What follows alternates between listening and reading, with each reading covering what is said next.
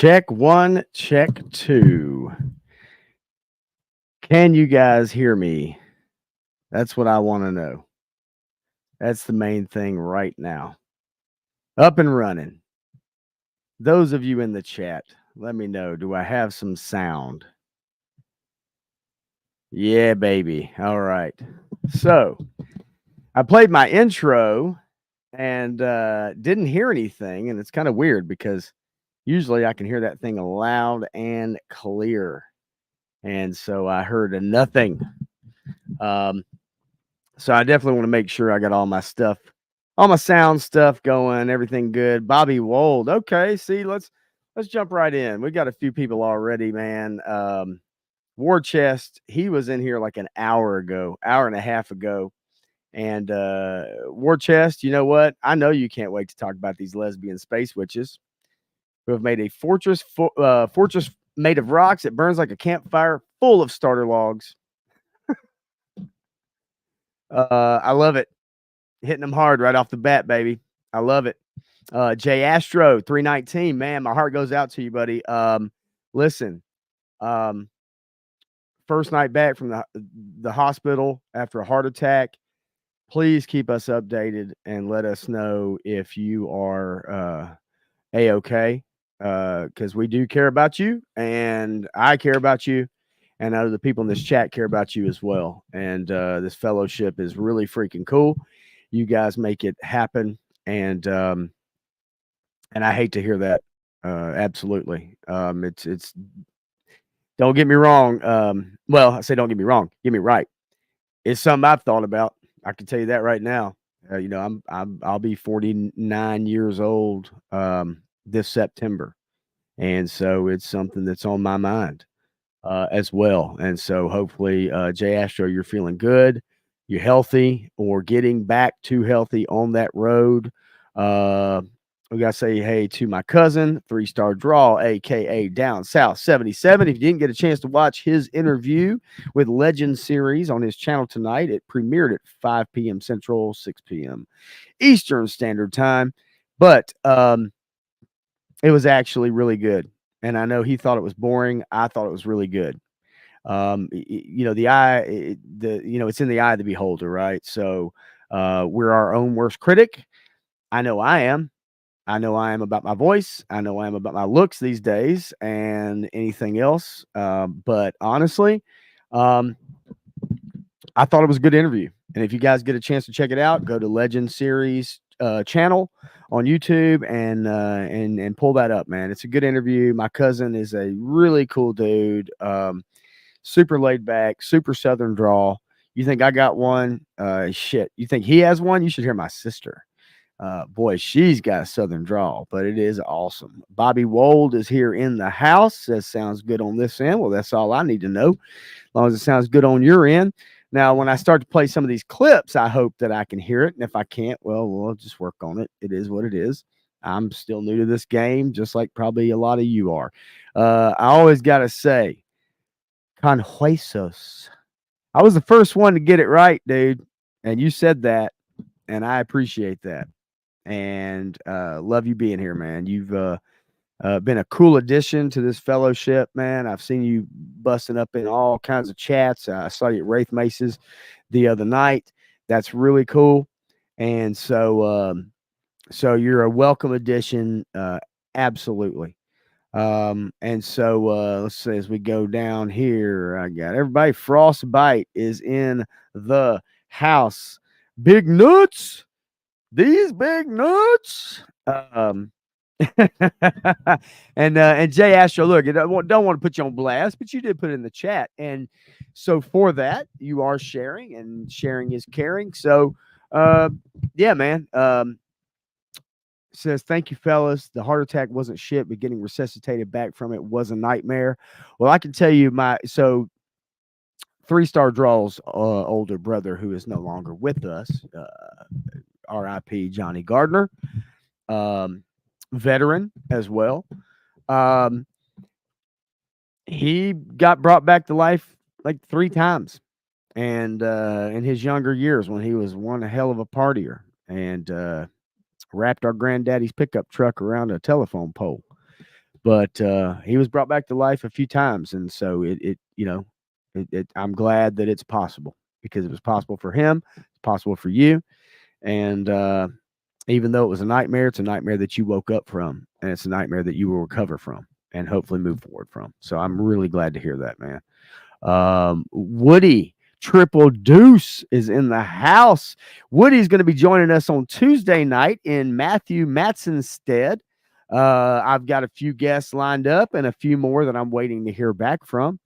And I guess War Chest Full of Toys is in for Tuesday night. So he will be one of my guests, and we will be talking pop culture. We will not be talking toys. We may have some news, toy news, and we'll bring it up. But I want to get these guys' opinions on pop culture. I want them to talk about Star Wars. I want them to talk about Fallout, or I want them to talk about, whatever's going on, whatever new news, whether they keep up with it or not. I don't care.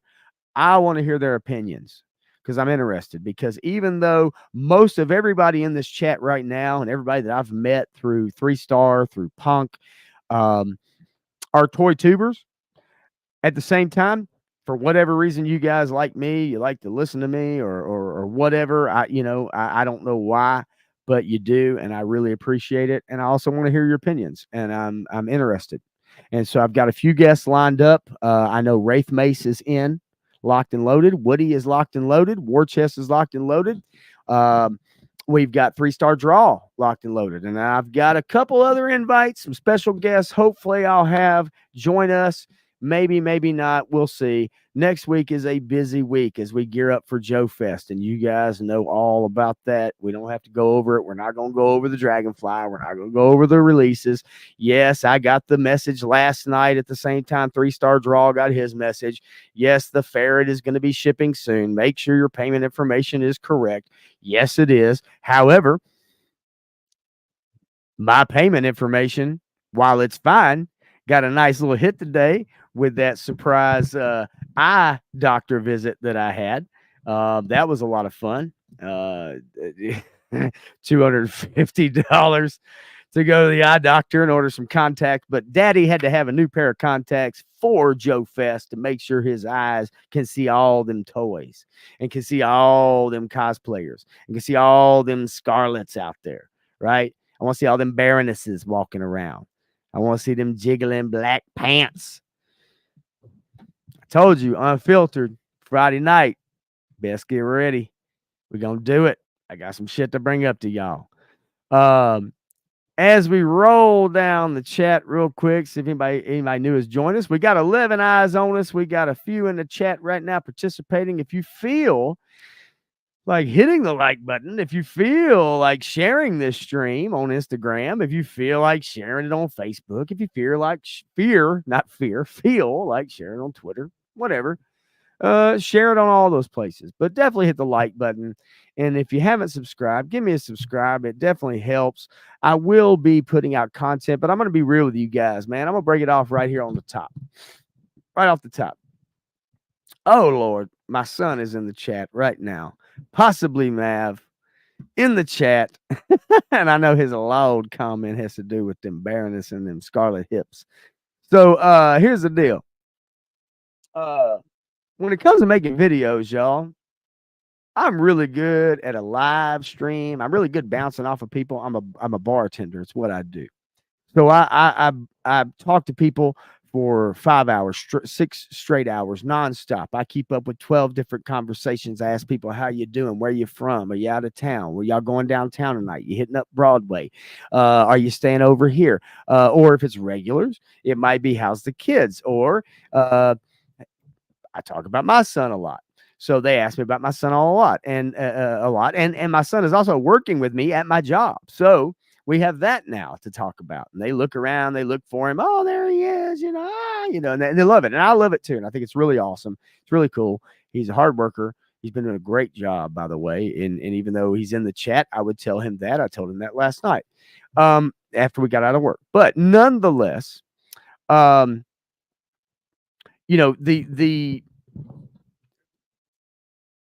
life is really interesting when it comes to trying to get something new started, and YouTube is something new for me. It's something new to me as far as like going live, but that's the easy part for me. Making videos is really difficult. Now, for anybody out there that does like reviews of figures or whatever, I bet you and I don't take this the wrong way. I don't even want this to come out the wrong way because I know it's not easy. But I know me, and I know that I probably could do a review and do a good review. At the very least, talk about the articulation, talk about what I like, what I don't like, the weapons, even though I'm not a weapon specialist, and I know some people get called out for that kind of stuff. I think it's kind of ridiculous, but I've seen comments before. We don't all know every weapon that's ever been made and all the scopes and all the suppressors and all the bullshit. All right. We don't know all that stuff. So it's funny when I see people get all bent out of shape and shit because somebody like Punk, I saw a comment on a Punk with Toys, one of his reviews or whatever, or a string, and it was like, oh, well, don't you know that's the 808 745 suppressor 265 272Z? And it's like, it's a toy, man. Like, get out of here, dude. But I get it. People take it serious. Like, they get it serious, man. And so that's fine. However, and Woody Triple Deuce says, you're on my TV pop because I need to use the phone. So I won't see comments for a bit, but I'll be back. That is A-okay, Woody. You know I love you, and you just roll on back whenever you get a chance, dude. It is what it is, man. So anyway, but my point is that I feel like I could do a review. I feel like I could jump in, I could do a review, and I think I could do it well because I think when you have something in your hands and you're holding it, you're talking about it, I do believe that it helps you in whatever it is you're doing. If you were describing it to 15 people, you could probably do that. If you're describing it to a video camera, you could probably do that. I think most of us could do that. Doing a video and trying to bring up screenshots or little 3-second footage or figuring out what the way you want to do it, right? Your voice. Do you want to attack this? Do you want to be laid back? Do you want to not be on camera? Do you want to cut in little memes? Do you want to add sound effects and all this kind of stuff? I watch so many videos. I watch YouTube literally day to night. It is nonstop. I've told some of y'all this. When I get in the shower, I have a waterproof speaker and it goes on the little rack. The little rack. My phone goes on another little spot, and I play YouTube in the shower while I'm taking a shower. I'm listening to videos. I'm watching live streams. I'm listening to people all the time, man. All the channels I like. Some of y'all's on there. So I watch all these people. I try to gather like, what do I want to do? What's my style? Well, my style as a bartender is witty. It's off the cuff. It's in the moment. Trying to plan for a video. Trying to plan, what do I want to do? The best planning I ever did is when 3-star, I hate you. That's when he listens to Taylor. Yeah, well, maybe. I don't know. Anyway, bottom line is that when I'm trying to make a video, like the one video I did, which was for the May Power of the Force video, which was for not even really for my channel. It was for someone else. It was for Punk, and I loved to do it. It was so much fun. I set up the camera out in the yard. I got my son. We got the old Star Wars toys out there, which aren't set up behind me today because I have my Fallout stuff behind me today, y'all. Fallout stuff. Voltron, Cara Dune, or Cara Dune, who got canceled and fired by Disney. I have my shark, and down below Han Solo in the cockpit of the Millennium Falcon lunchbox. But anyway, so the thing of it is that when I'm thinking about making a video, and I'll record a few takes of it, and then I hate it. I hate it. And that's where I said earlier, you are your own worst critic, because I hate my voice. I hate the way I look. I say and ah and and all this shit, especially when I'm doing live streams. The thing of it is, people have told me that's how you talk, right? Like that's how you talk, so that's what you're gonna do. But when you're trying on YouTube and you're trying to make a video, a pre-recorded video, and upload it and get in the algorithm, it's a different story. You can't hem and haw. You can't and ah. You can't well, oh okay, hi hi, and all that shit. It has to be clear, concise. You've got to get your point across. And so that's something that I'm really going to learn to have to do. And I've even thought about taking classes for it. So I started looking in my area for media classes to learn how to cut those things out. And as silly as maybe that sounds, I think it is important. And if I want to grow this and I want to do if I want to get into contact with some of the people that I want to get into contact with, which some of you may or may not know, but like Nerdrotic, Critical Drinker, Midnight's Edge, Paul Chato, as from Heels versus Babyface, Mahler, any of these people, Ryan Kennell, or Kennel, my bad. It's like if those are the people that I want to try to get a hold of, then I need to up my game. And just like y'all, when you do your reviews, man, like you think about how can I up my game? How can I change things up? I'll tell you one person I've watched, and yes, Frostbite, thank you so much. 14 people watching, only 6 likes on this video. Guys, y'all, guys and gals, if there's any gals watching that's not in the chat, that's great. But anybody watching, hit the like button if you can. It helps engagement. I will tell you, I have made it a point now, and it's almost habit now. Every video that I watch, and some of them are y'all's videos out there, I hit the like button. I make sure that I hit it. And look, I'm not by no means telling somebody, hey, dude, you're not doing that. You're doing it wrong. I would never do that. But if you make content, it definitely helps. But every single one of them, especially small creators, it definitely helps. But nonetheless, just to bring it around, my point is that trying to make videos and being so critical of oneself is the easiest thing to do. And I am just as guilty as anybody else. So I want to get content out there for y'all that y'all would like to watch. And it's so funny because every time I sit down and I record and then I try to edit something and it turns out and I'm just like, oh my gosh, like that, no, that's terrible. My son's heard it. He heard it last night, whatever.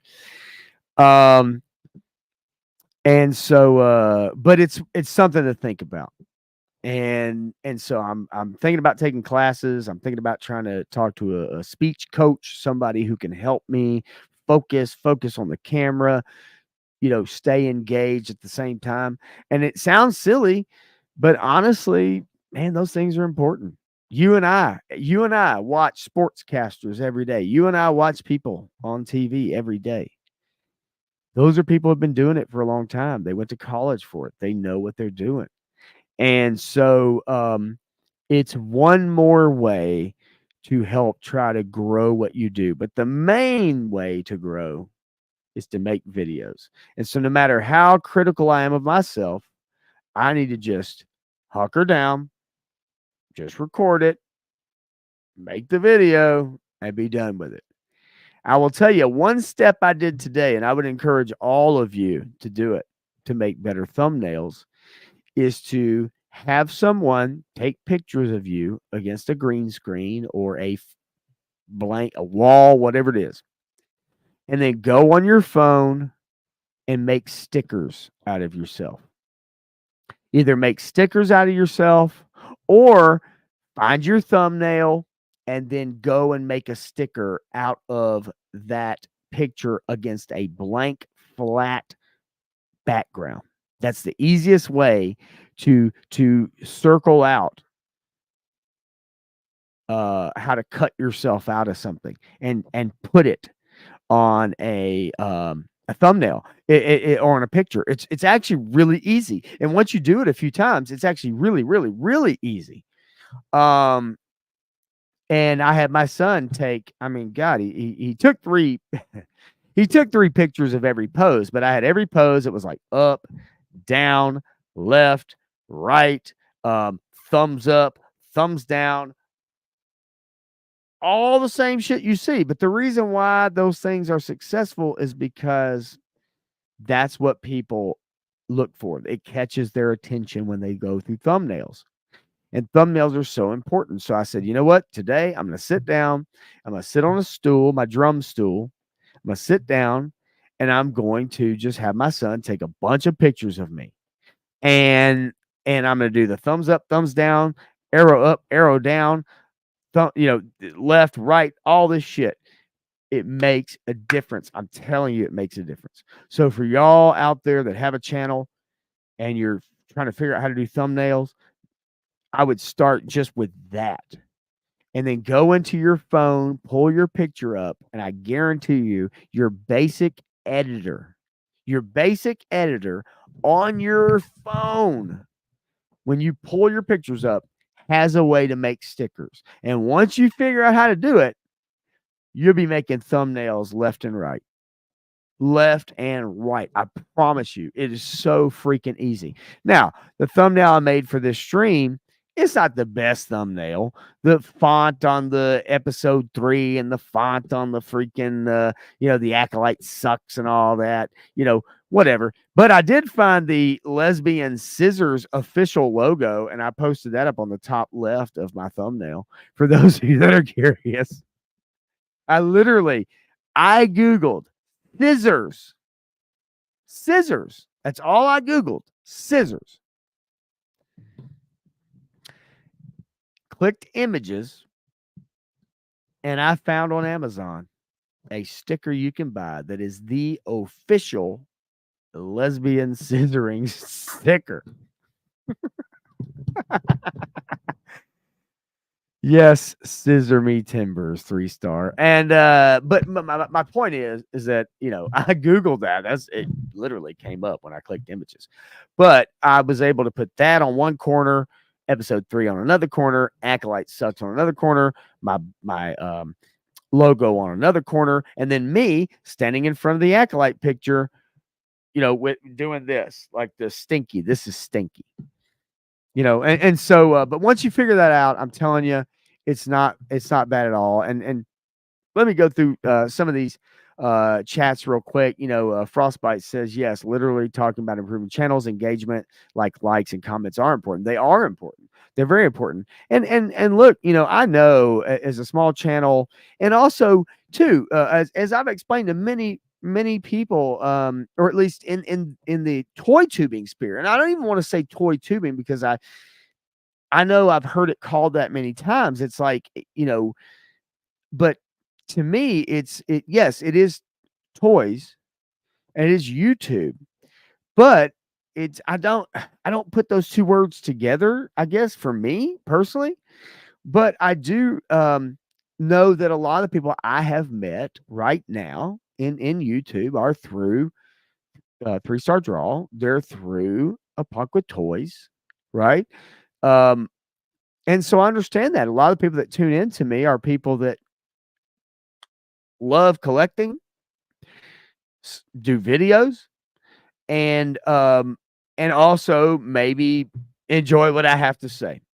And so knowing that, I know where at least my audience is, especially right now. And so I know if you guys enjoy it, then man, I'm gonna play to you, and that's great. And I also want to include some toy news into like me and Matthew's streams, or Hasbro news, like I'm going to get into tonight a little bit. I found an interesting article. And so yeah, man. Frostbite also says growing a channel is difficult, mate. I've always in my videos described it as a roller coaster of emotions, and I can imagine that it is, especially when you get a little bit of a success, when you get a little bit of, you get 1 or 2 videos that maybe take off.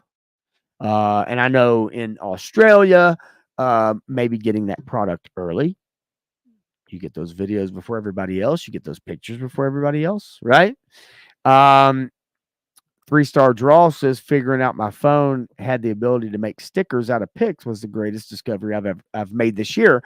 And yes, and actually him telling me about it, not telling me how to do it, telling me about it, I discovered it myself. And it's awesome. It's freaking awesome. And it's really easy, y'all. It's really, really easy. I promise you. It's so easy to do. Bobby Wold says, sounds like the cheat code to Mike Tyson's knockout. Man, I wish I had that cheat code. I will tell you, I borrowed Justin Davis's copy when I was probably about 12 years old and brought it to my house. And then I beat Mike Tyson's Punch Out and took it back to him. 3-star Draw also says that was one of the 2 most important pieces of advice Punk gave me. Good thumbnails. He still doesn't like mine though. No, and there's also a couple things. I know Punk is very good on streamlining things. He says, hey, if you're 3-star Draw, then your Instagram needs to be 3-star Draw. Your screen name needs to be 3-star Draw. And I will tell you, honestly, I agree with that. I do. Now, we all have our reasons. We all have our reasons for doing what we do. I know why you have the Down South 7.7. I know why you keep that. And I would never tell you to change it. I don't think I'd be as headstrong about it as Punk, but I do believe in streamlining. And I think in this particular avenue, it makes a difference. It really does. I think it's just anything that makes it easier for people to find you is good no matter what. But I would never tell you the way you should run your channel or how you should have your screen name or whatever. I know War Chest says I have a channel, but I haven't made any of my videos live. That's okay. You will one day. I hope so. Frostbite comes back again with really great advice. I've gotten his first 100 videos is practice. Thumbnails are important. Consistency is key. Good content is a must. Yes, you need to bring something to the table, like Scissor Me Timbers. You need to bring something to the table.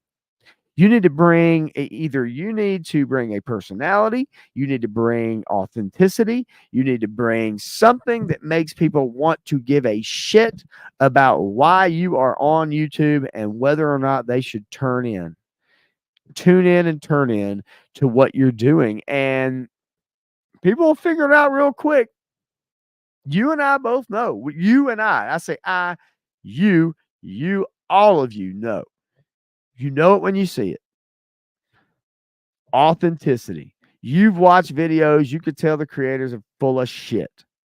You've watched videos that you like, and you can still tell the creators full of shit, but you like it.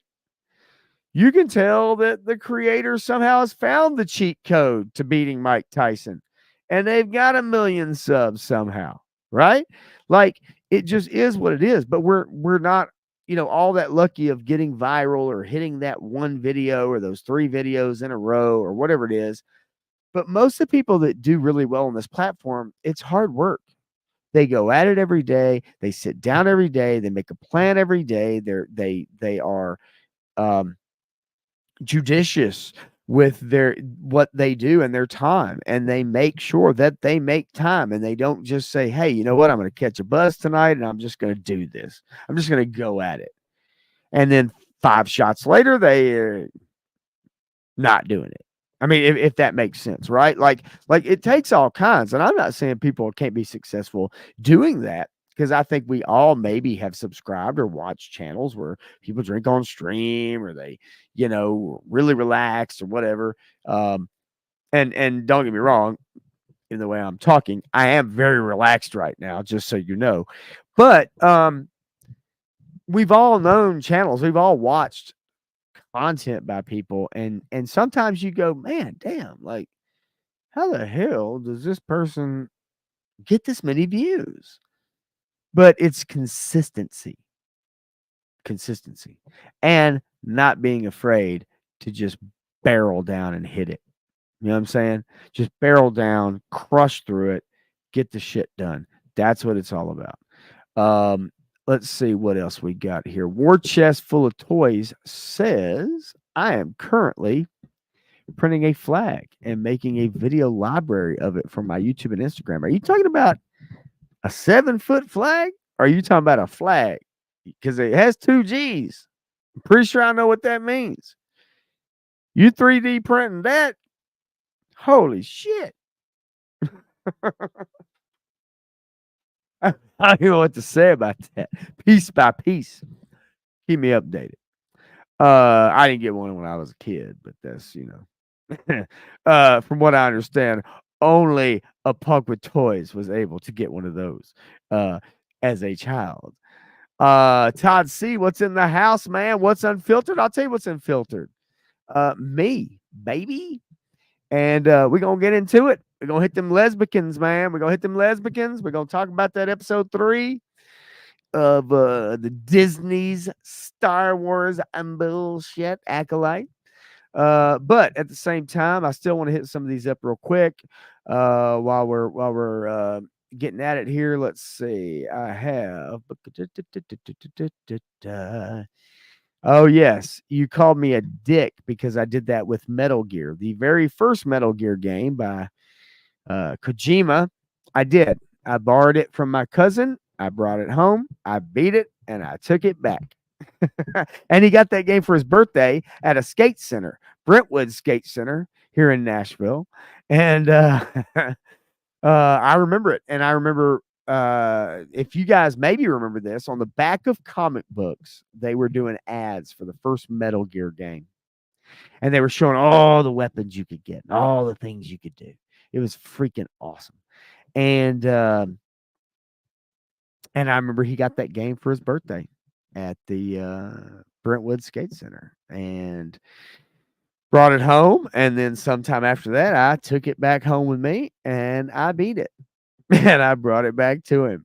I did that with Metroid. I did that with Mike Tyson's Punch Out. I did that with obviously Metal Gear. Took it back to my friend.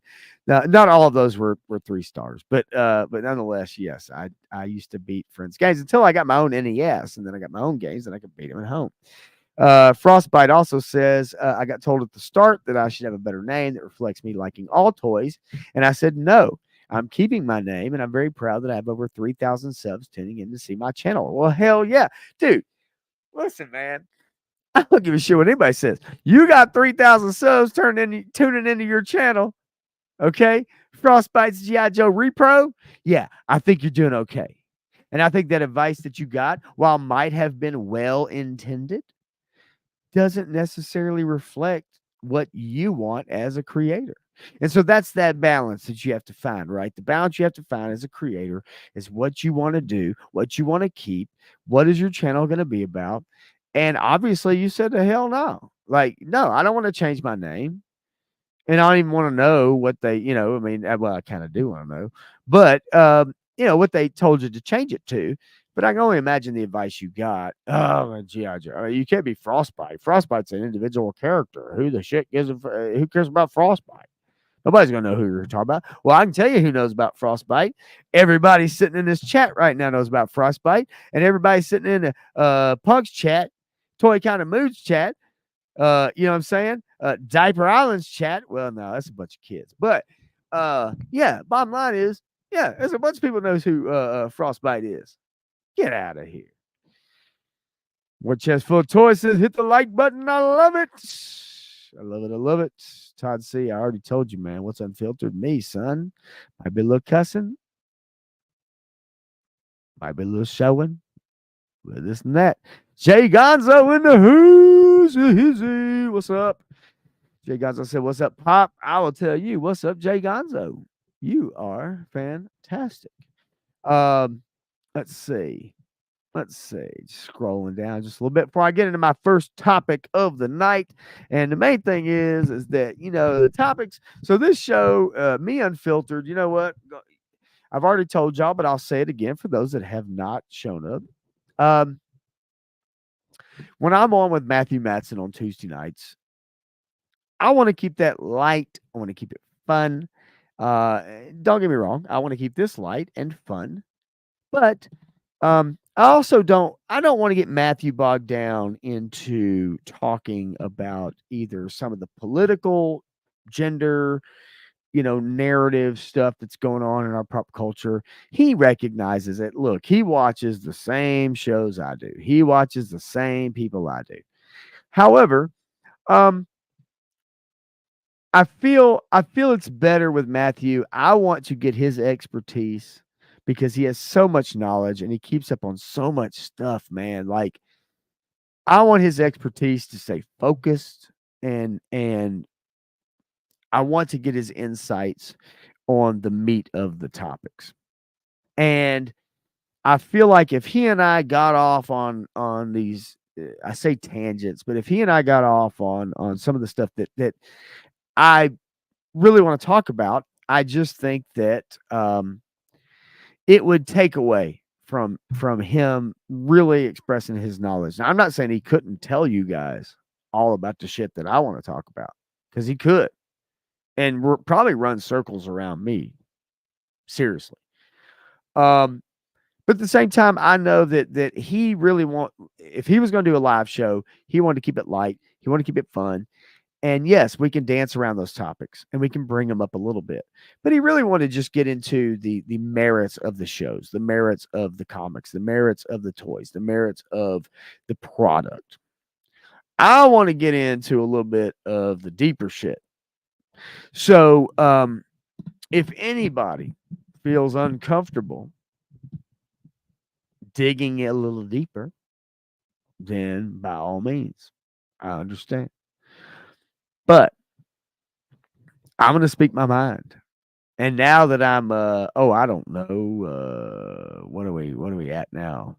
10:07. So we're about 37 minutes in. I feel like I'm past YouTube's restrictions when it comes to cussing or bringing shit up or whatever. So, as far as that's concerned, I'm going to talk about what I want to talk about. And if you guys feel like hearing it, I appreciate it. And if you don't, I understand that too. But I feel like everybody here is pretty much in the same boat as I am. And at the very least, I love to hear y'all's opinions. 3-star draw says right now, here's a shovel. Can you dig it, fool? Can you dig it? We can dig it. Yes, I can dig it. And I can tell you right now, you better get your scuba gear on because we're about to get deep. About to get deep in it. Todd C says, I think going shirtless would be a good gimmick for Unfiltered. Well, I can tell you right now. You want me? Todd? You better kid, because I'm about to rip my shirt off, fool. I'm about to take it off. My kind of show, if you speak in your mind. Yes, I am. And I am also not afraid. That's the other thing, too. I think in this current climate, when it comes to the things we love, the comics we love, the figures we love, or the toys we love, the movies we love, the shows we love, the things we grew up on that were well crafted, well made, beautifully put together things that stand the test of time are now being ripped down, being torn apart, brought asunder by people who, for some reason, feel like you, me, your friends, the people that don't like this show, for some reason now you're an istophobe. You are a bigot. You're a terrible person because you don't like this character. Now, the reason why you don't like this character has nothing to do with their skin color. It has nothing to do with their sexuality. It's because they're shittily written. The reason why you don't like this character is because the dialogue sucks. The actor has been told by the director to portray this character this way. And so, therefore, this character sucks ass. This Acolyte show has to be the worst Disney Star Wars product ever put to film. Yeah, Frostbite, Pop Blender's new motto: mitts out, tits out. That sounds about right for somebody named Frostbite. So anyway, my point is that like, look, man, we've watched it happen. Do you guys remember? Look in the chat, in the chat. Y'all tell me right now, when you first started going to the movies and seeing them Marvel movies, how awesome was that shit? How awesome was that shit? Like, y'all, those of you that can chat right now, that can type right now, you tell me when you first started going to the movies and seeing them Avengers movies and Civil War, and you started seeing all the Captain America and Iron Man movies and all that shit leading up. Y'all tell me how awesome that shit was when you was going to see the movies, how much money you was spending going to the movies to see it. At the very least, watching it after it came out, whatever. Y'all tell me in the chat. Tell me how many of y'all love those movies when they were coming out in the early 2010s, 12s, 13, 14, 15, 16. Tell me. Like, I know y'all love those movies because I used to take my son all the time. And we loved it. It was it wasn't an event. It wasn't that it was an event, but it was like you knew the next one was going to be awesome. Even the first Ant-Man movie, like we had so much fun watching that movie. You know, and Civil War.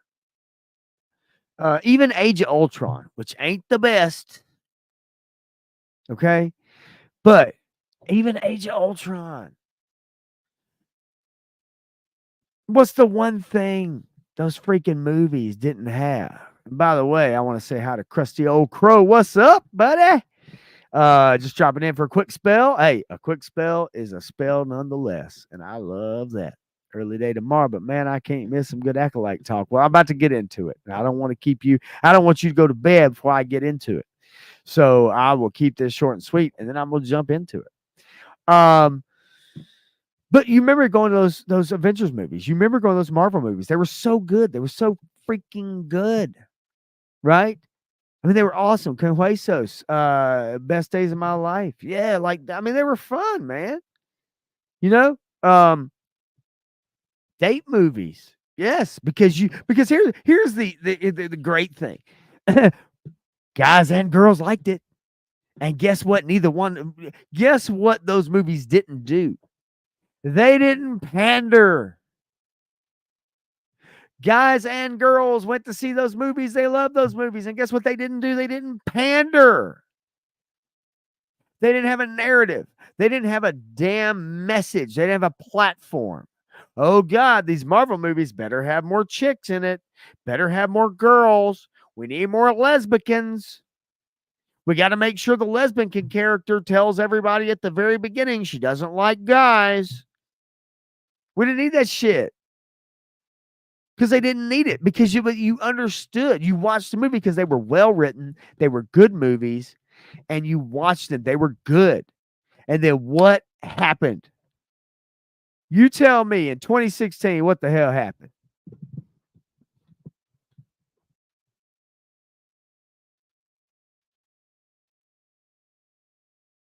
You know what happened. War Chest says, I enjoy the movies for sure. Just seeing these characters on the big screen was amazing, but some of the ways they altered the characters and the story kind of sucked like a big what if. Yes, I agree.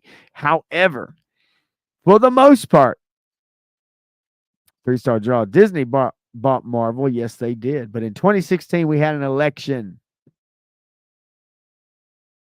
And do you remember after that election? And mind you, an election of a person who had a very popular #1 hit show on television. Every celebrity loved it. You're fired. You're fired. The Apprentice? Anybody remember that? The Apprentice? Anybody remember that? Everybody loved that damn show. It was everywhere. Everywhere. We had election 2016. And after that, Hollywood went to shit real quick. Because every damn movie star and every damn producer and every damn director and every damn Kathleen Kennedy had to figure out how in the hell they was going to get Donald Trump out of office. Now, I don't give a shit whether you supported Donald Trump or not. I don't give a shit if you voted for him. I don't want to know. I don't care because, like, my parents didn't talk about who they voted for. I don't give a shit about talking about who I voted for. You remember that? Remember when you was a kid? You always heard that? Your parents? You could have a father and a mother in the same house. Neither one of them knew who they voted for. Remember that? Remember those days? Before social media? Before everybody became fucking mindless zombies to the X, Twitter.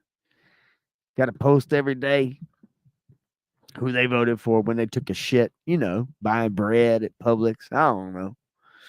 But bottom line is 2016, we had an election. And when that election happened, everything changed because up until that point, everything that had been in the pipeline. Now, mind you, I'm not talking about the movies that came out in 2017, 2018, 2019. I'm not talking about those. Now, I can talk about the Star Wars movies that came out then, but I'm talking about the Marvel movies that came out at that time. Were still good. And you know why? Because those movies were in the pipeline and being shot before that election. These movies take a long time to make.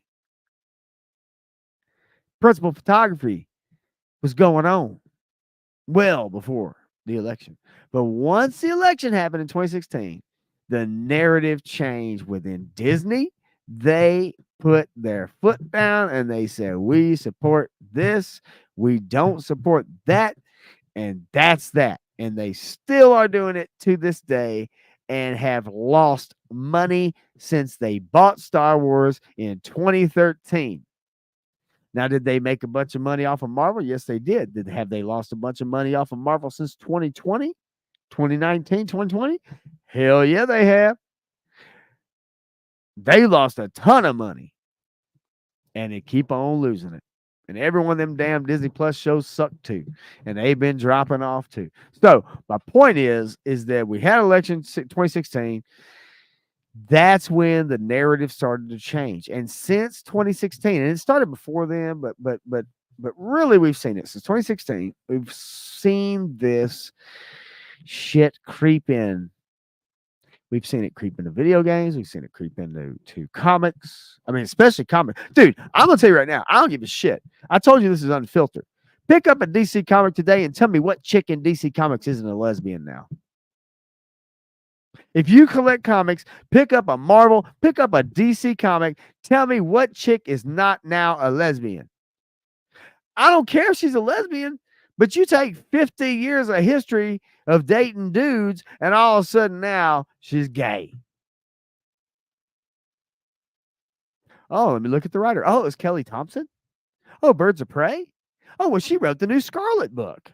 Well, it's got to be good, right? The new Scarlet book, G.I. Joe, the Cobra Commander one was good.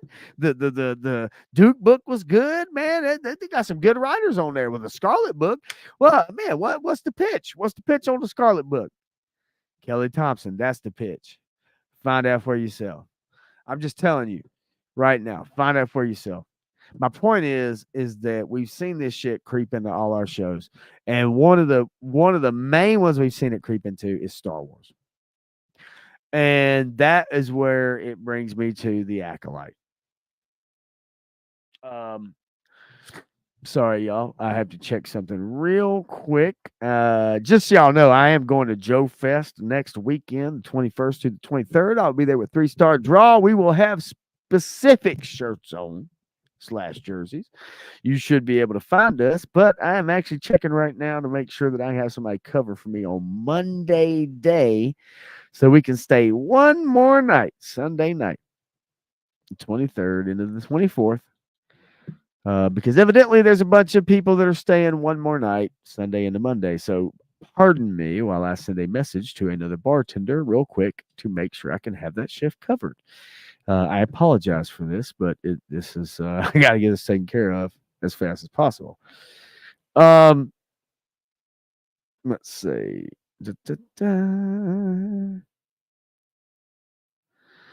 And that's done. All right. So I apologize for that, y'all. All right. So anyway, so here's the deal.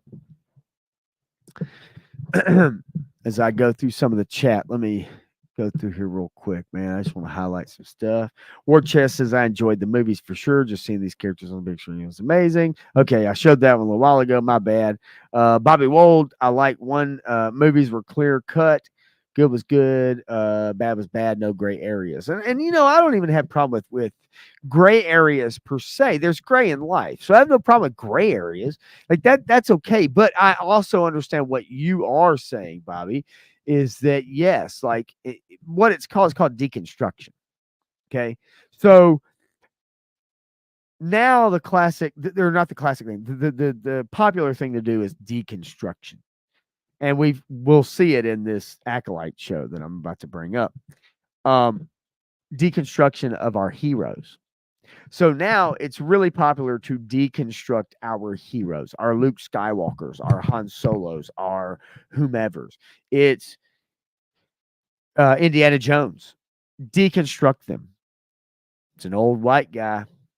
He must have been racist for a really long time. Got to bring him back down. He wasn't that good. Luke Skywalker didn't really believe in the Force, so we had to make sure that he abandoned the Force. He abandoned the Republic. He abandoned everybody in The Last Jedi. And so we have to deconstruct our heroes. That's what they do now. They deconstruct everybody, and especially the heroes. You can go back and look through all these popular franchises that they have brought up and decided to make new movies about or whatever, and they deconstruction is the main thing. And in this new Acolyte show, deconstruction of the Jedi, that's what it's about. It's about deconstruction of the Jedi. So real quick before I get to that, I want to say that War Chest says that also, yep, you need to be quiet about how you voted for kind of like smoking weed before it was legal. People would judge your ass. I can tell you back in the day when you were smoking weed, you didn't tell nobody. And then all of a sudden, now everybody and their mother tells you they get high. I mean, I tell you right now, at my work, people come in, they smell like they clam bake in the car. They don't even give a shit. It don't matter. Managers don't say nothing.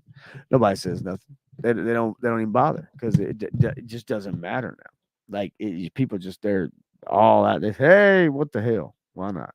You know, like so everybody just loves telling everybody about what they do and when it comes to weed, and that's fine if that's your thing. I don't really care. I don't care. I've always been like, hey, you do your thing, I'll do mine. I really don't give a shit. um it is what it is. So nonetheless, all right, so and yes, War Chest, you know, so he's been a comic collector since he was 12, but stopped reading most books when the DEI stuff started creeping in, and then and that's so all you have to do, just go out and pick up a modern book from any, you know, go pick up a Robin book or pick up a Black Cat book, go pick up a Catwoman book, go pick up, I mean, hell, Wonder Woman, whatever. It doesn't matter. Like, you trust me, you will see how awful these books are. They're terrible, and they push the agenda before they push story. All right, so let me get myself a straight here so I can get all my ducks in a row and bring up some of the stuff that I want to share with you guys tonight. Because I was talking to 3 Star earlier, and I said, you know, there's really I don't really have any, you know, rules per se for the live stream. It's just me. It's just me talking. So I don't feel the need to just blow through topics. I just feel like going off the cuff and just talking off the top of my head. It's what I do best at work. So I figure I might as well just do it here. I mean, I've got some things prepared. I don't have all the little bubbles and shit like that prepared, but you know, I got my thoughts anyway, and I've got some articles on my stream deck here pulled up. I did want to cover a few things, but the Acolyte, episode 3. How many of y'all in chat right now have had the opportunity to watch the Acolyte episode 3? It just hit a Y or an N, if you can, and just tell me if you've had an opportunity to see any of it at all, even any of the first 3 episodes. And I'll give it a minute or so to pull in some of that information, and then we'll go from there, because I know um, probably most of y'all have not watched the show, and I don't blame you.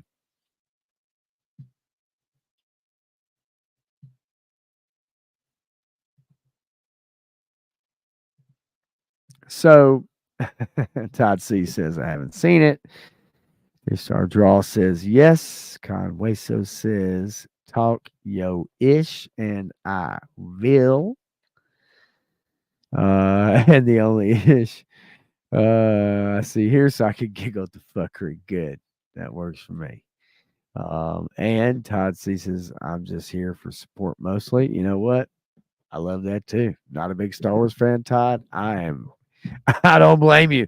And if you were a big Star Wars fan and you're not now, I don't blame you either. I can fully understand. Fully understand, because it's turned to shit. Awful. Um, It really went awful the day George sold it to Disney. But for those of you who are kind of like me, where you think, okay, at that time, it's 11 years ago, and maybe Disney was the best place, right? You think, oh god, they acquiring IPs, they want to make more movies, because we know with George we weren't getting content, right? We weren't getting anything. So it's one of those things where you're like, well, hell, at least somebody's gonna make something. At least I'll bring some people in. Little did we know they wanted to take a boys brand and turn it into a girls brand, and that's exactly what they've tried to do unsuccessfully. The numbers bear that out. Star Wars overwhelmingly was a boys brand. And if you know your audience, then you play to your audience. But if you have a bunch of activists that you hire who write stories and film shit and take over, like Kathleen Kennedy, then they want to put a chick in it and make her lame and gay. And that's pretty much what they've done.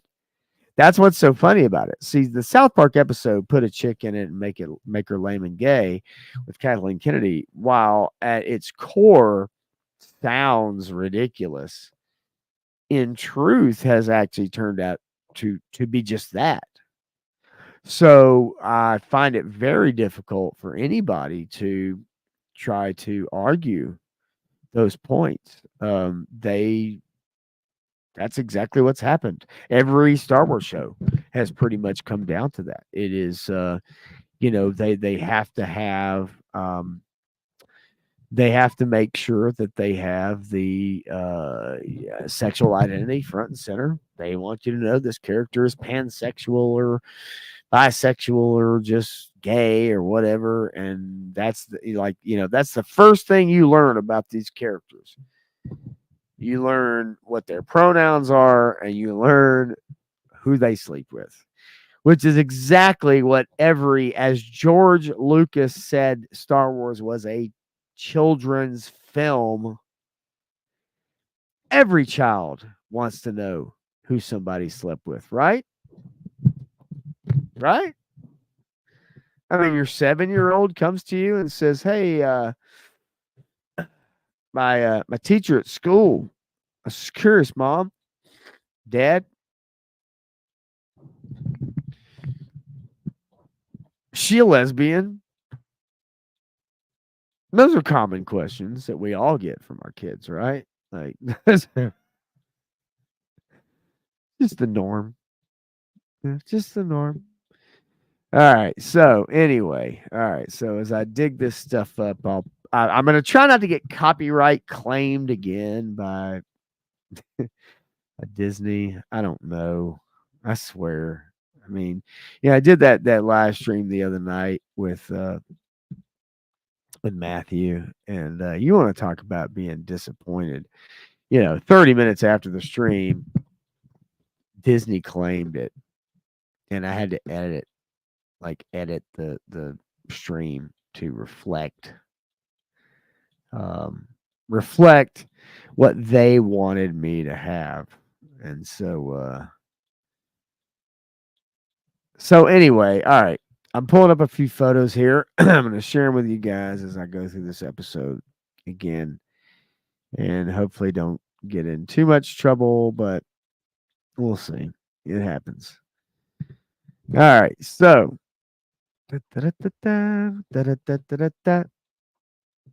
here's a story about a lovely lady. Boom. I'm just going to give you my files right there. All right. Let's bring them up. What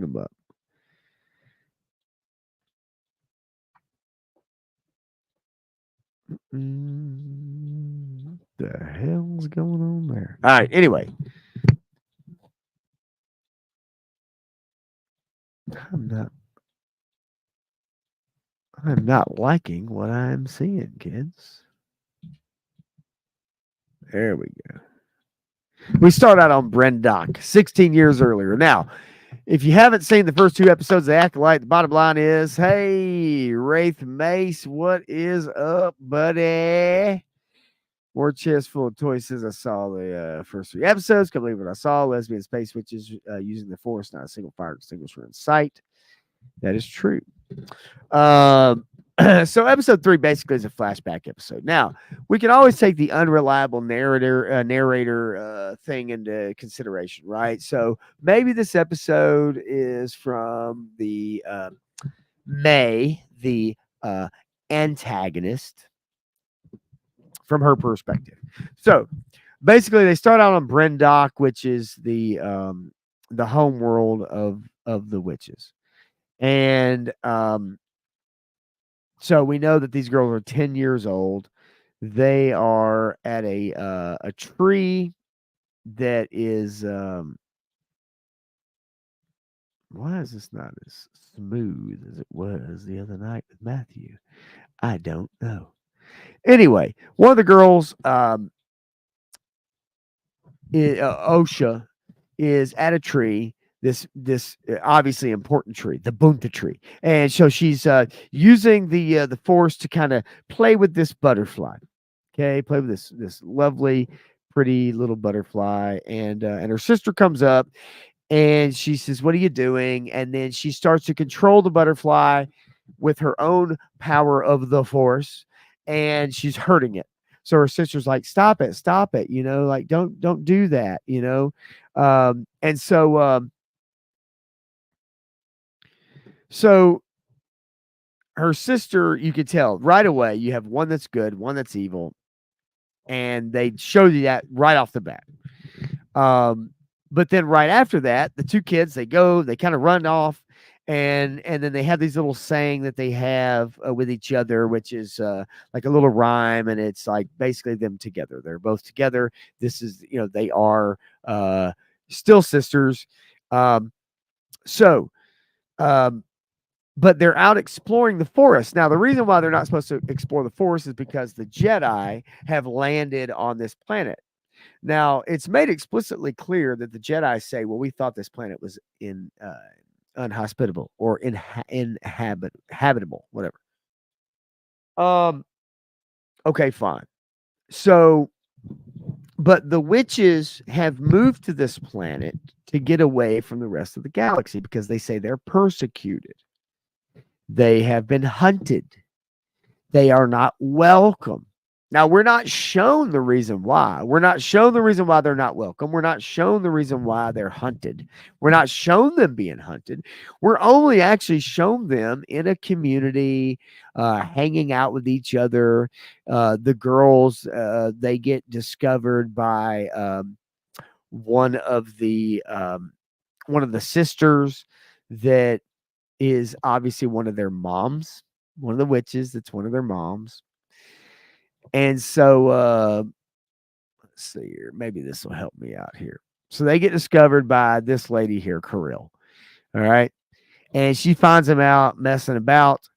They shouldn't be messing about, and therefore they're in trouble. They get marched back to town, but when they're marched back to town, they run up to a vendor and they say, "Hey, can we get some sweet creams, sweet treats, whatever?" And the other mom says, "No, my sweet girls should get sweet treats all the time." So you have one good mom, one bad mom, and so immediately you already know what's up. It's implied. But then we get the all-knowing dialogue. They say, "Oh, our scouts think that they moved their ship inland." That's the Jedi. So the Jedi are right off the bat, they're portrayed as, oh, they're invading. They're invading this planet.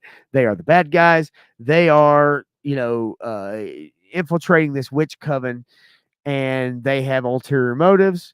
And then we get right here where it says, "As our leader, I've always deferred to you in raising the twins." So these two are lovers. They've been together. And they also created the twins. So I'll bring it back up. So we have this is the person that carried them, Kirill. This is the person that created them, Mother Anastasia. Now, already we're getting into territory with Anakin where we start to diminish the immaculate conception, so to speak, of Anakin. Now, the Force created Anakin. There's a misconception that Darth Plagueis created Anakin. That's actually not true. The Force created Anakin because Darth Plagueis and Darth Sidious were messing around with the dark side of the Force, and the Force actually created Anakin as as to create balance. Balance means the light side of the Force. It doesn't mean that there's equal parts light and dark. It means the light side of the Force. When there's light side of the Force, that is balance. When there is dark side of the Force, that is imbalance. So there's only balance when the light side of the Force is in control. It's been established, well known. So, however, we do have witches who are playing in the dark arts. They're in the dark magics. They are probably dealing with the dark force. And so the Jedi coming there, if they are able to sense it, is not out of the realm of possibility. So rather than the Jedi being portrayed as kidnappers or bad guys or whatever, they're well within their bounds to explore this colony of witches. Now, the witches, having obviously been known to use the dark arts and even saying it, that they're persecuted for it. Well, it's been known that the Jedi, anytime there's dark arts, anytime there's the Sith, anytime there's anybody using the Force in the wrong way, the Jedi will investigate. So this show wants to make sure that you know that the Jedi are bad guys, and it shows them even invading the temple and cutting the bridge, the electrical bridge or the force bridge, that they're able to access the temple. And so so the witches, as it's shown throughout the show, constantly are telling the two children, the two twins, constantly telling these kids, like, everything out there is bad. Everything out there is not what you want. You want to stay here. So you're looking at, like, really controlling the children. I mean, in essence, I mean, that's really what you're looking at. You're looking at controlling the children and indoctrinating the children in some shape, form, or fashion. I mean, that, if you don't want to look at it like that, I understand. But, like, when you actually watch the show, the way it's implied is that these witches, they know that they think the Jedi are bad. You have one child, the only two children in the entire coven, entire coven. One of them wants to go with the Jedi. Now, we're also not shown why she thinks the Jedi are so cool. We're not shown why she likes their lightsabers. We're not shown why she likes their robes. We're not shown why she thinks they do good. Because as it's shown, everything that's ever been taught to these children is that they need to stay at home in this coven and fulfill their destiny as immaculate concepted children, twins that are born together and threaded together. And then you get what Mother Anastasia says, which is the force. Rather than using the force, she says some call it the force. We call it a thread. And you pull the thread and create your own destiny. But the thread ties you together with each other. It ties you together. It's basically a re-explanation of the force. I fully get it. If there are other beings in the universe of Star Wars that don't look at the Force the same way, like the Night Sisters or other witches or other people who use the Force in a different way, but that's okay because not everybody's going to have the same terms. Not everybody's going to have the same terminology for it. And yes, three-star draw is the thread of gayness because that's exactly what it is. This episode is literally a feminist wet dream. So it's a different explanation of the force. I can fully understand that. If there's another people out there and this is how they want to describe the force, I'm fine with that. However, it uses the same terminology that Yoda used when he talked about the force binding us, all living beings. He says luminous beings, crude beings we are, luminous beings, right? It uses the same terminology as Yoda, except it changes a word here or there. It literally changes one or two words, but it's the same thing. Now, okay, fine. I'll excuse that away. Say, hey, you know what? This is how we believe the force to be. Okay, fine. That's good.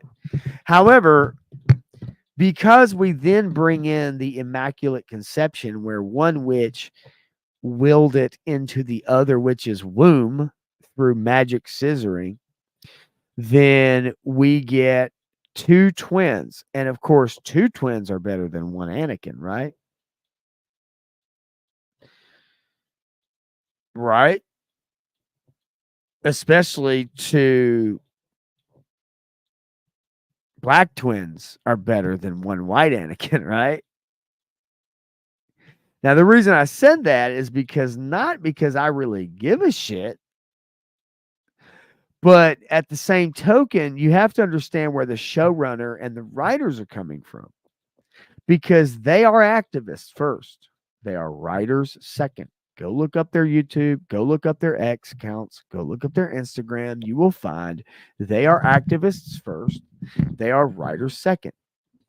So while you and I probably don't really give a shit about what skin color any of these people in this show are, the people who write it make it their mission to make you know and to want you to know and to put it front and center. War Chest says magic scissors. Yes, it is. We also never did get that midichlorian count. Now, what's really funny about it, too, there's a lot of stuff in this episode that's interesting. One of which I will actually share with you guys. Right now. All right. Oh, no. Let's see. Let's just see. Anyway, so one of which I will share now is this lovely song that is performed by the Lesbian Witches, and they're using their fisticuffs and their fingers to thrust them forward into the vagina of the sky and the power of one. Oh, look at that sexual. Two children about to get indoctrinated. We've got to dance sexually. We've got to do it.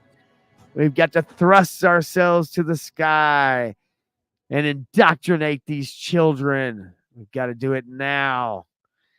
Do you understand what I'm saying right now? Do you get it? Do you understand what I'm trying to bring to you? What I'm trying to tell you right now, okay? So let me get my screen straight here. Let me get all this mess situated. I got all kinds of crap going on here. Oh my goodness. All right. So anyway, yes, so we have the power of one, the power of two, the power of many. All right. So we get Mother Anastasia. She walks up. We were hunted, persecuted. We were disrespected. Oh, well, let's rub ourselves and close our eyes and let's just. It's Pat. It's Pat. It's Pat. And they were blessed with a miracle. And lo and behold, that's who carried them, and that's who bore them, or that's who bore them, that's who created them. And here they are in their golden cloaks, ladies and gentlemen. Elvis Presley and his twin Aaron. Oh, wait a minute. I'm sorry. That's not true. It's May and Asha, the two children about to be indoctrinated. Let's bow down to them as one looks really scared and one looks really happy. Now, you tell me, one looks really scared and one looks really happy. In real life, don't you think this is how it is? Where you got this scared 8-year-old that's getting danced in front of by some by some drag show queen named Miss Flatulence or Vagina Queen dancing at their school, right? Like you got all these kids and they're like, let's take this one little girl and put her out in the chair and let's put her out there and let her get a lap dance from Miss Vagina, who is also a dude, by the way, a biological male, dressed up like Miss Vagina, dancing for your 8-year-old if you live in Oregon or California. Anyway, I told you it's unfiltered. If you don't like it, I understand. But let's be real here. If any of y'all got kids, you know what I'm talking about. So anyway, all right. So bring it back up here. Come on. All right, we got the two twins. They walk up. It's like, hey. We gotta get our freak on, girls. We about to turn y'all into witches. It's the witch party. Hey, yes, queen. It's the witch party.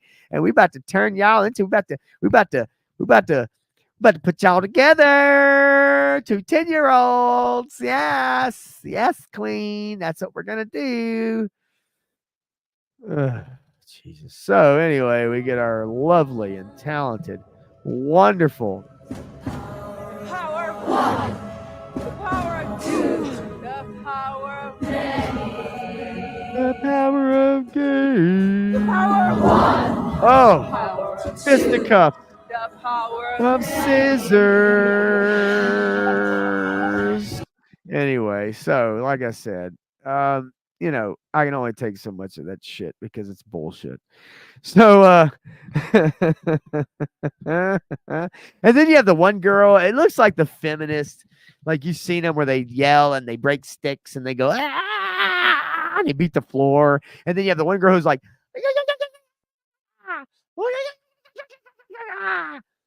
and then they have that shit in there too. It's so ridiculous.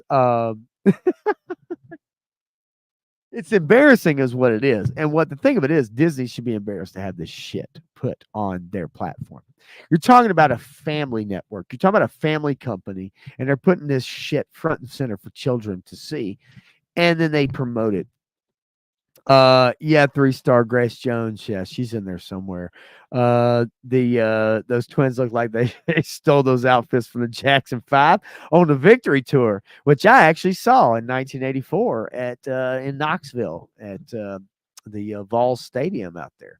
I actually saw the Victory Tour in 1984 as a 9-year-old child. What's that? It's Pat. Yes. So anyway, Bottom line is, Conhuesis' my 8-year-old little girl said, "Can I read your comics?" Yep. What you want? She says, "Dark Avengers." I said, "No, none of this." Yep. Yeah. Probably a good idea. Get her some of that early Spider-Man, man. Get some early Spider-Man. Amazing Spider-Man. You know, good stuff. That's fun. Those are fun comics. Yeah, early GI Joe, even heck, what the heck? Why not? Just to see, just to see. But anyway, bottom line is that so we know what this is about, and also too, this has also been likened to a Celtic marriage ceremony, the binding of two. It doesn't have the traditional vows, but they usually bind them by the wrist with cloth or something, a ribbon or something like that, and it does. It actually closely does resemble a Celtic wedding ceremony if you actually go through it. But these are two twins. They're being indoctrinated. And as we see, and I will show you, yeah, let's see. Jesus. If I can find it again, I got so many windows open, y'all. I don't even know what to do with myself. All right. So we get to that part, and then we get the part where the one child is indoctrinated. But now we have the next child, and they say she's scared. She's obviously scared. This is a 10-year-old child. And continue our legacy. I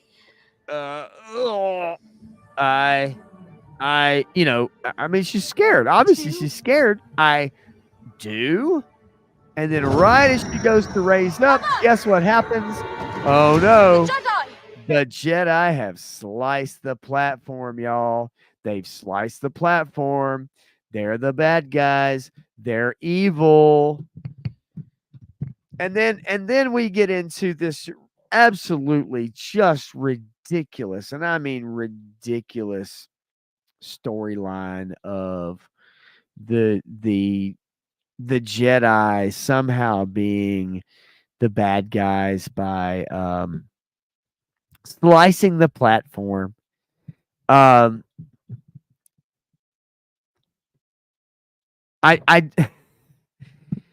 make their way into the temple during the ceremony, and because they interrupted the ceremony, then the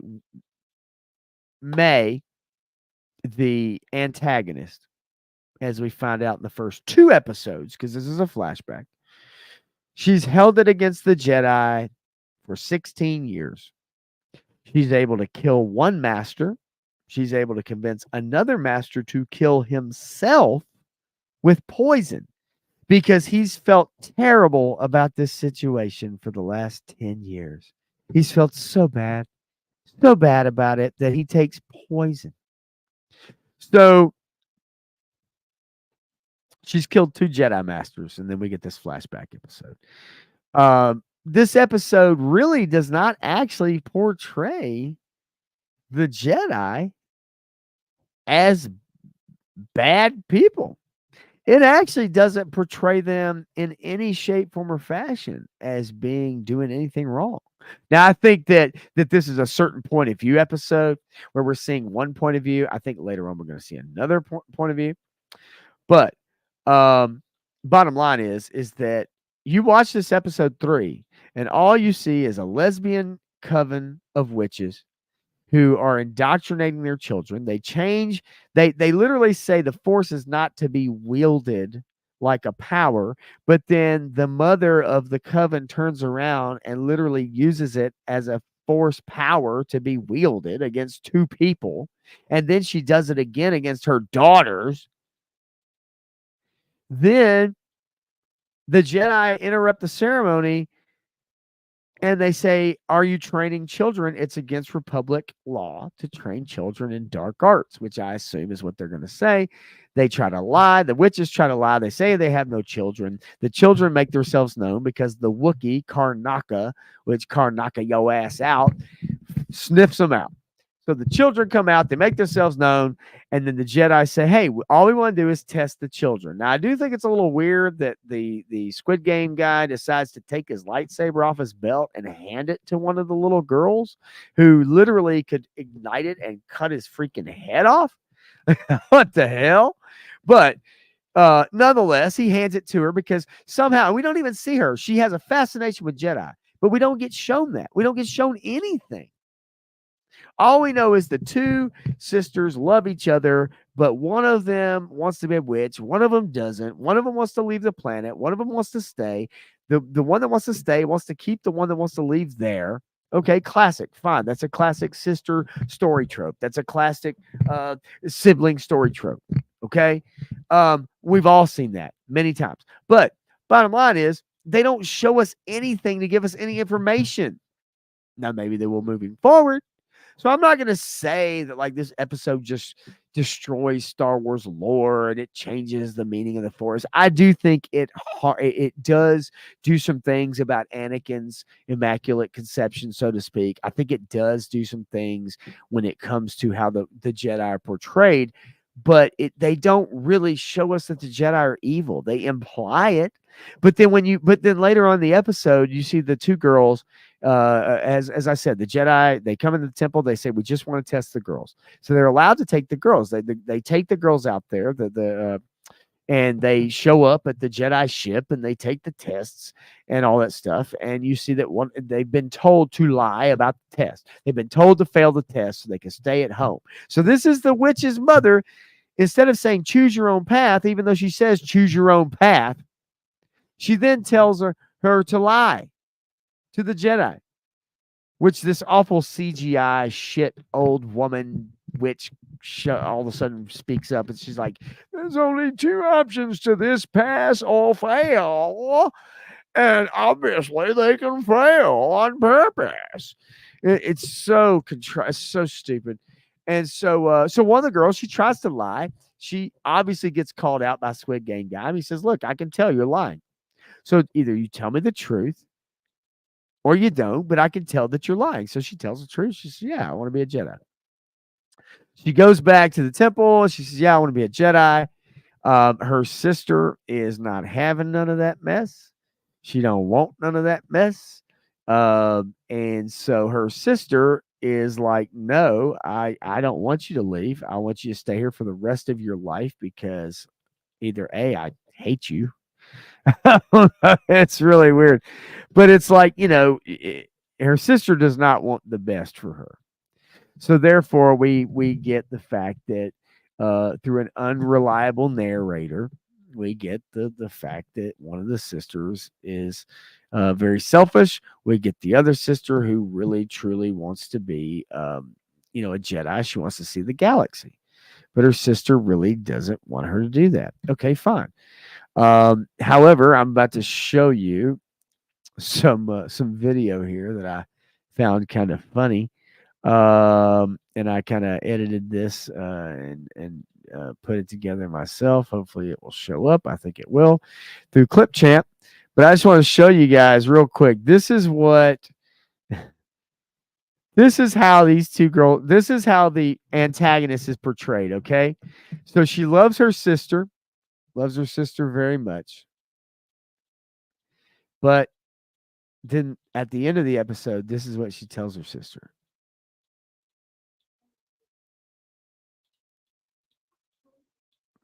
I love you. I'll kill you. All right, one more time. I love you. I'll kill you. In the same episode. So she goes from I love you to I'll kill you. And then she takes her journal, she lights it on fire, she sets fire. Now, mind you, these space witch lesbicans live in a stone fortress. A stone fortress. And yet somehow the May, the antagonist girl, this fire, she sets fire, the fire spreads. And then we see all the witches dead. Now, I don't think all the witches died from the fire. You don't see them burnt up. You don't see them. You don't see them get they don't have dismembered limbs or anything of that nature. So we don't see what happens to them, and we will. But again, this is the unreliable narrator syndrome, or the unreliable narrator way of storytelling, where this is one person's point of view. It's not all quite true, but this is what you're given in the moment. So the witches are all dead.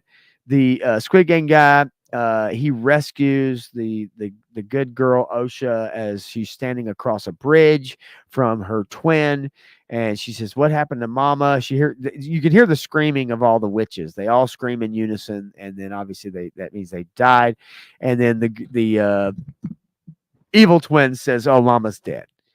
And then they're like, "What did you do?" And then the other one says, "What did you do?" The dialogue is so awful. It's so awful in this. Like, you get scenes where it's like, "Hey, I really love you. Oh, I love you too. But why don't you want to be a witch?" "I don't want to be a witch because I want to see the galaxy." "Why do you want to see the galaxy?" "Because I think the galaxy would be cool to see." Like, that's literally the writing of this show. And it tells you it was written by people that don't know what the fuck they're talking about. Legends series, what's going on? Hang on, I just missed him because 3-star draw. Been chatting, kicking it crazy. Legends series, what's going on, man? How you doing, buddy? Woody Triple Deuce back in the house. Love it, love it, love it. So I just running down the Acolyte real quick. Episode 3. I didn't want to sit and share a bunch of video because Disney'd me the other night after me and Matthew's stream. They blocked my stream until I edited 5 sections out of it. Now it's just a jumbled fucking mess. But anyway, bottom line is, we see the Jedi. We see Squid Game guy. He rescues the young Osha, and takes her on the ship, and all is well at that point, right? He says, "You'll never feel this way again. I'm going to train you as my Padawan." So we have the unreliable narrator situation pop up, and I'm sure we're going to get those flashbacks. We're going to get more information. It's going to happen. But as it stands right now, the power of one, the power of one, the power of two, the power of many. Yeah, put it together, kids. I think you know what I'm talking about. Yeah, Jay Gonzo, go ahead and check it out. You're gonna laugh your socks off. It's so stupid.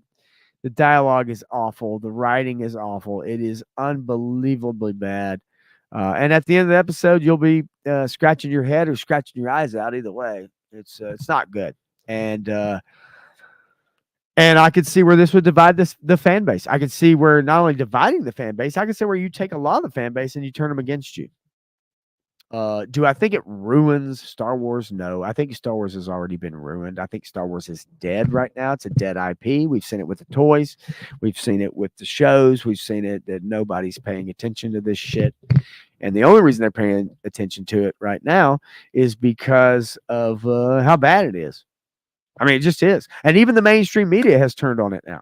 I showed those articles last week. I showed those articles with Matthew. The mainstream media is turning. The access media, who relies on their access, are turning on Star Wars. And you know what really sucks is that I hate to see it because I love Star Wars. I freaking love Star Wars. I've loved Star Wars my whole life. But what Disney has done and the agendas that they are trying to push and the shit that they are putting down, that ain't Star Wars, man. Like, it's not. You watch it. It's bullshit. Period. And so this show is just another in another long line of shows that are terrible, that are pushing agenda and pushing it's using it as a platform for gender politics, identity politics. The shit that any of you in this, I know for a fact, I guarantee it, any of you in this chat right now do not give a shit about any of that stuff. But you want a good story. You want a good comic book. You want a good cartoon, right? You want a good video game. But you can't get them right now because they've hired a bunch of activists to write the stories, to make the games, to illustrate the comics, write the comics. It's again, when it's organic and it works, it's fine. Nobody cares. When you go out of your way to beat somebody over the head with it, then that's when people have a problem. And we're seeing that pushback now in the ratings, in the lack of sales toys, the toy sales. You see them at Ollie's all the time. You can't tell me you don't. All them sequel trilogy figures, all them Rose Tico figures, all them Ray figures sitting in the bargain bin. Still can't sell. You know I'm right. You know I'm right. And ain't nobody watching these shows either. Period.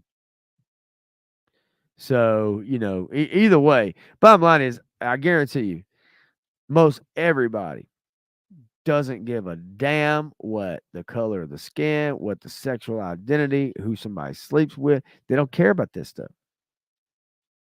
As long as it's a good story, it doesn't matter. When you make that the main character trait for your characters, when you make them bring it up during the show, when you have to have lines of dialogue telling everybody that you don't like no men, men ain't good, men is bad, toxic masculinity, lesbians good, they, them, can't even say he, she no more. Every damn show, every video game I pick up now says they. Star Wars shows, they. Marvel show, they. Doctor Who, they. Can't even use he, she no more. We're just regular people talking about regular folk. Can't even use that shit no more. And when they do that shit, it stands out. You notice it. I promise you. I know you do. Woody Triple Deuce says, love what you put down, Pop. You've been on in the background while I was making videos. Well, hopefully you don't get me any sound on your videos in there, because maybe some people watch your videos, they might be like, who the hell? What is this motherfucker talking about? And then 3-Star Draw says it's almost like they want to kill it. Yes, actually it is. It's almost like they want to take George Lucas's vision and twist the shit out of it till it no longer resembles his vision. And they want to make it for modern audiences.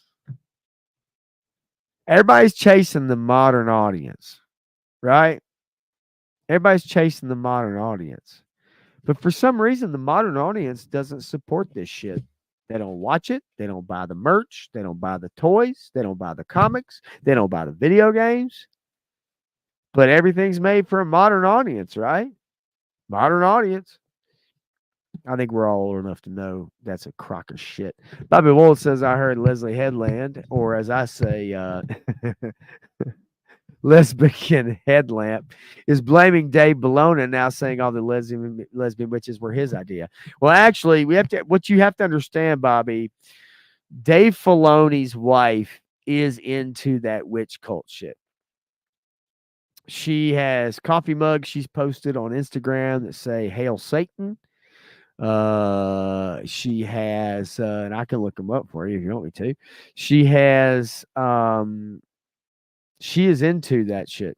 She is all about that witch coven type of shit. And it would not surprise me one bit that the inspiration came from her.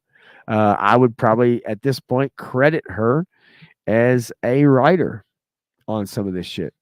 Like, that's how far it's gone, because he is now like the executive producer. He is the head of creative content. He is, and so, and Dave Filoni's been on this kick for a really long time now. Dave Filoni said at a women's conference, I think it'd be interesting to explore in the sequels that the patriarchy, and that the patriarchy needs to come down. You can look all this stuff up. You can look it all up. I'm not lying to you. You can find it all. Okay, so here you go.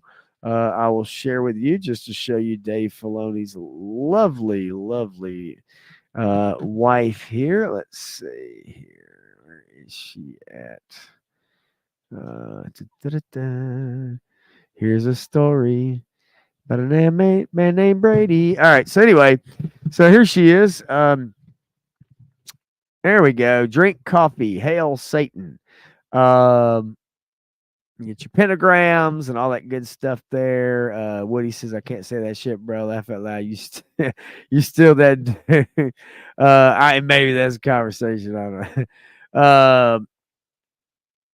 But my point is like, yeah, okay, maybe this is a joke, right? Maybe this is a joke, but it's not though. It's not because she has.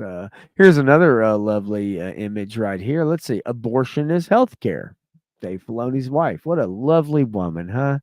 Wouldn't you love to be married to whew, that rough thing right there? Holy shit. Let me stop sharing that before I fucking lose my eyesight. Anyway, so my point is that this is not, a lot of people thought Dave Filoni was the savior. They thought he was the one that was going to bring balance to the force of Star Wars after George, left it. No, that's not true.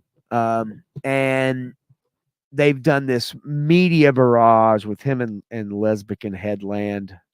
Leslie Headland, which never forget, was Harvey Weinstein's former personal assistant. Do you understand what that means? Harvey Weinstein's former personal assistant.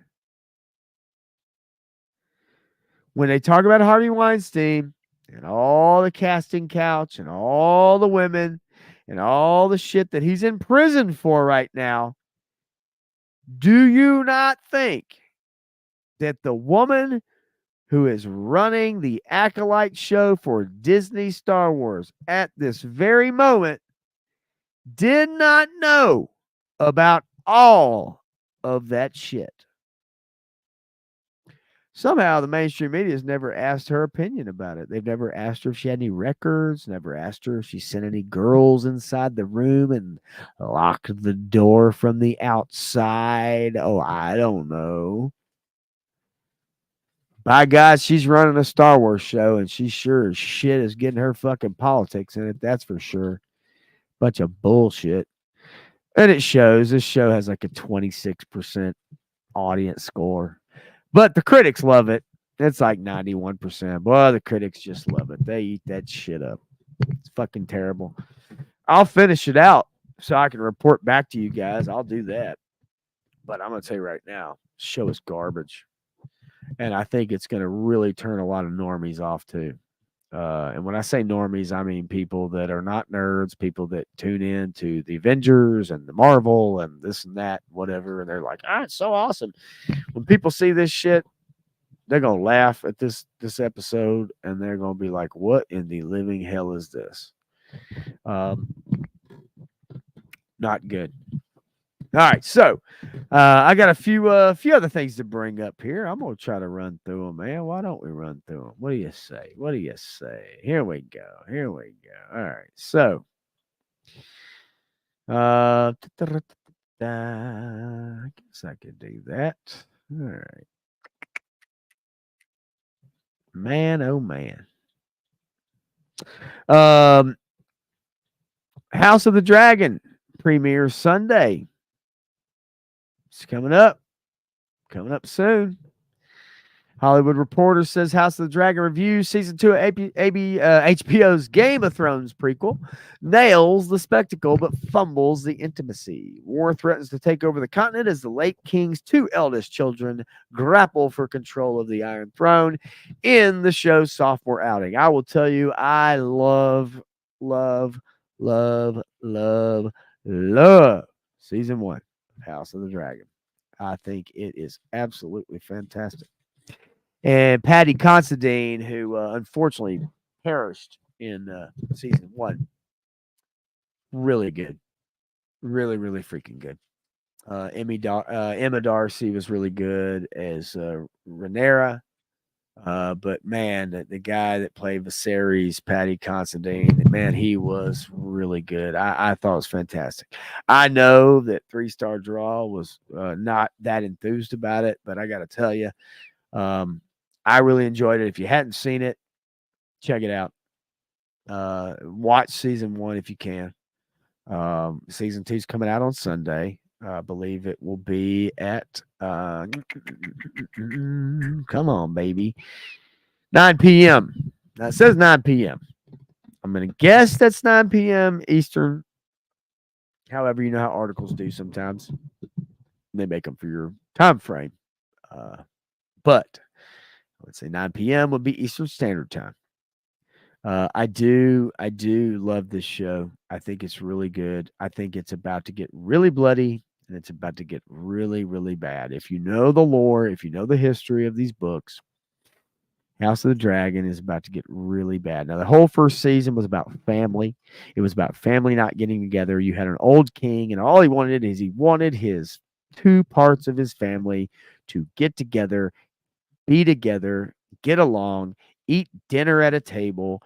And of course, unfortunately, the realm doesn't work that way, and everybody is vying for the Iron Throne. Everybody wants to be the ruler.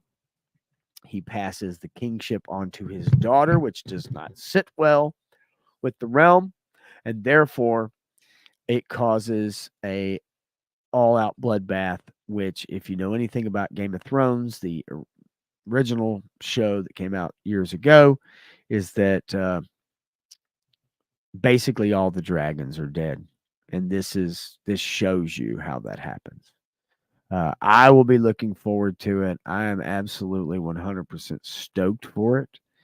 I think that this show is fantastic. And I think after the last 2 seasons of Game of Thrones, I think this show has actually revitalized Game of Thrones fans. Maybe not all of them, but it had great numbers and it has great ratings. And I would dare say, hopefully, season 2 will be just as legit. And I think that it's going to be tough. What I loved about Game of Thrones was that they weren't afraid to kill people. They weren't afraid to, and you heard that all the time. They weren't afraid to kill people, but that's very true. No one was safe, and so I love that. You don't get that anymore. You don't get that in shows anymore, right? Like everyone's safe. Rarely is anybody in danger. The stakes are very low, but in these books, the stakes are very high. And they will be really high this season. Now, I don't know how many seasons they're planning on going. I think maybe 3. That'd be the most I'd want to see. I don't know how you stretch this out any longer than that, but I will say, uh, I do really love the show, and I encourage you, if you have a way to catch Max, which is the gay name for HBO. If you have a way to watch it, watch it. It is fantastic. If you have to sail the high seas and become a pirate in your digital life, then maybe look into that. There are ways to watch this show without a Max account. Not that I'm telling you to do that. But denizens, yes, it is worth watching. It is fan freaking tastic. And it's great acting. Great fucking acting, dude. Period. 3 star draw says this show is like when you're almost out of laundry detergent, so you add some water to it to make the good stuff last a little longer. Damn. I've done that with some other things.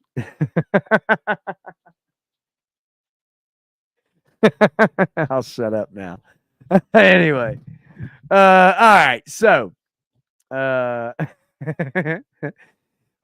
enough of the Hollywood Reporter, but I did want to bring that to y'all's attention. I really do. Shark Eyes is in his house. He got them shark eyes, them dirty, dirty, dirty black shark eyes. What's going on, man? And yes, we are a bunch of reprobates. I will resemble that remark, sir. What time is it on your side of the earth, my friend? Shark Eyes, tell me. I am curious. Hueso says, he said, put a rubber band around it. Yikes. Maybe so. No. Or some rabbit skins anyway. 3-star draw. The 24th is covered. So we are good to stay one more night in Georgia if you want to. That would be Sunday night.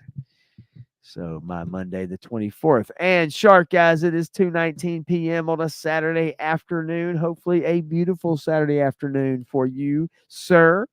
I only wish the best for you, and I would love to visit your part of the world sometime. I would absolutely love to go down there.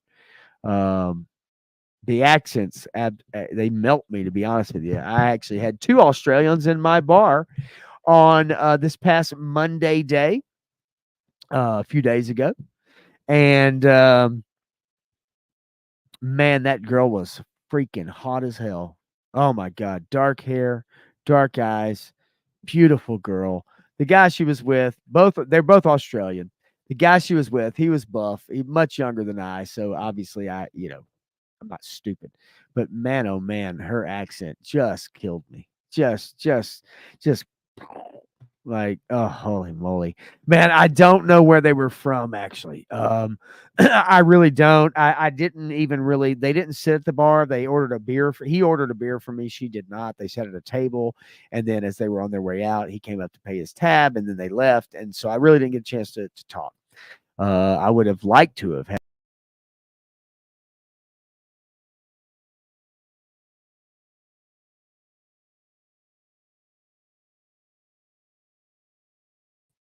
Yeah, had they actually sat at the bar, I would have had an opportunity to talk to them, but they did not, so I didn't get a chance to. So, but yeah, no, man, that accent, I love it. Now it is different than a British accent. A lot of people, they sometimes can't tell the difference. I can, but man, oh man, yeah, she was gorgeous. And yes, probably yeah, cold, but the sun is out. The door's always open, baby. I love hearing that. 3-star draw says Shark Guys, go around the corner and get some of that good coffee.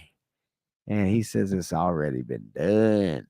I did just disappear for 3 seconds. It's because I hit the fucking back button on my mouse and it bounced me out of my fucking stream. I love this mouse and I hate it at the same time. What can I say? All right, so let's get on to our next story here. I did want to bring this up just briefly because I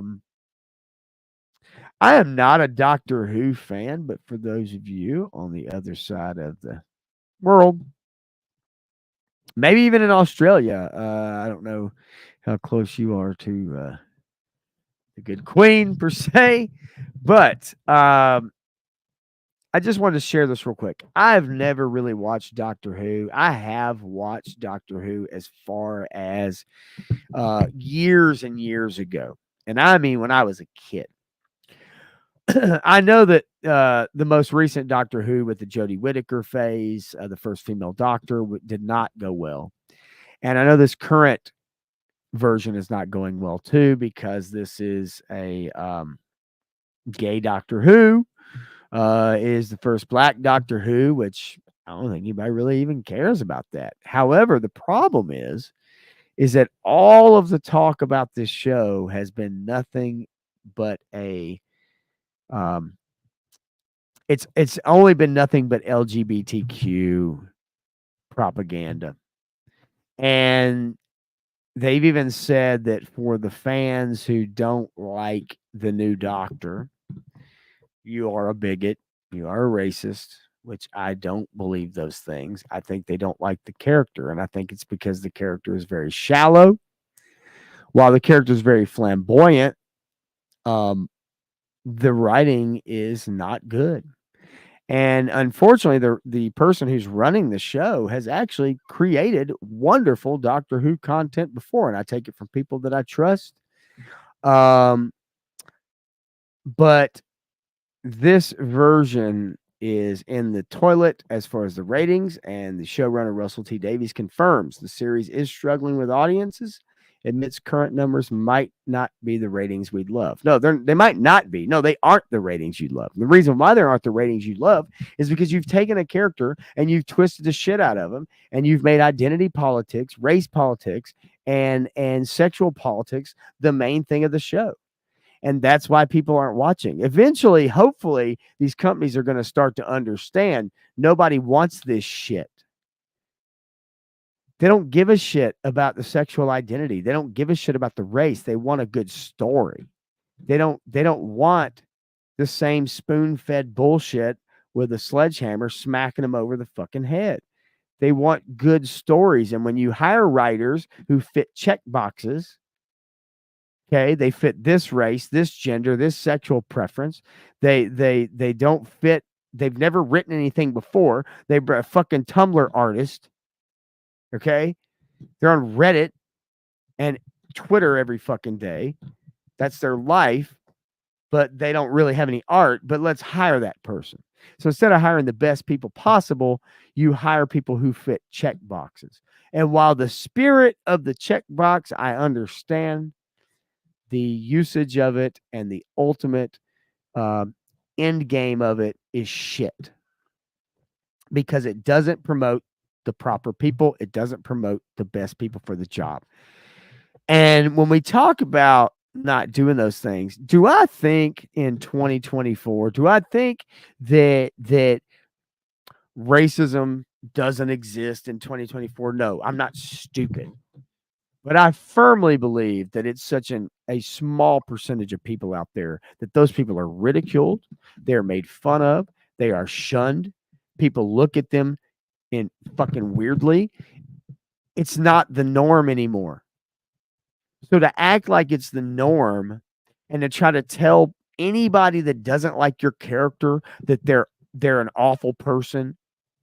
If you voted for this person, then you must be a racist or a bigot, is fucking stupid.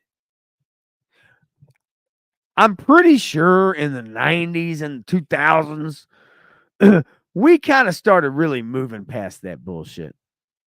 Now, I'm not saying that there aren't people, again, out there who are not shitty people. But I dare say those people are I don't even dare say, I'm going to tell you, those people are infinitesimal. They're meaningless. Their thoughts don't matter. Nobody fucking pays attention to them, and nobody gives a shit about them. They don't give them the time of the day. And when you see these stupid motherfuckers marching through your town square, and they got their fucking flags and their fucking masks on because they don't want to reveal their identity and all this stupid shit, kind of like Antifa too. Bottom line is, these people are not the norm. They're not the majority. They don't fucking matter. So to give them all this thing, all this due, and then to claim normal people just because they don't like a character, because they don't like something that's shittily fucking written, is a racist or a bigot or a homophobe or something like that, is fucking ridiculous. But these companies use it as a shield. They use it as a shield because they know they're putting shitty product out for you. And yet they know you're not going to like it. They know what you can't tell me these executives, these board people don't watch this newest fucking Star Wars shit. And you can't tell me they don't know it's bullshit. They're all sitting around going, this is amazing. Oh my God. Oh my God. Modern audience. Man, you can't tell me, because most of them are probably in their fucking 70s. They're old as shit. They come from a different time anyway. So you already know they know this is bullshit. They're like, what the fuck is this shit? So you can't tell me. And so then to proactively act as if anybody that doesn't like this shit is an istophobe is bullshit. And they continue to do it, and they rely on the mainstream media to do it over and over and over. Every new show that comes out that is bullshit. And you know it's bullshit. And it sucks. And what do they say?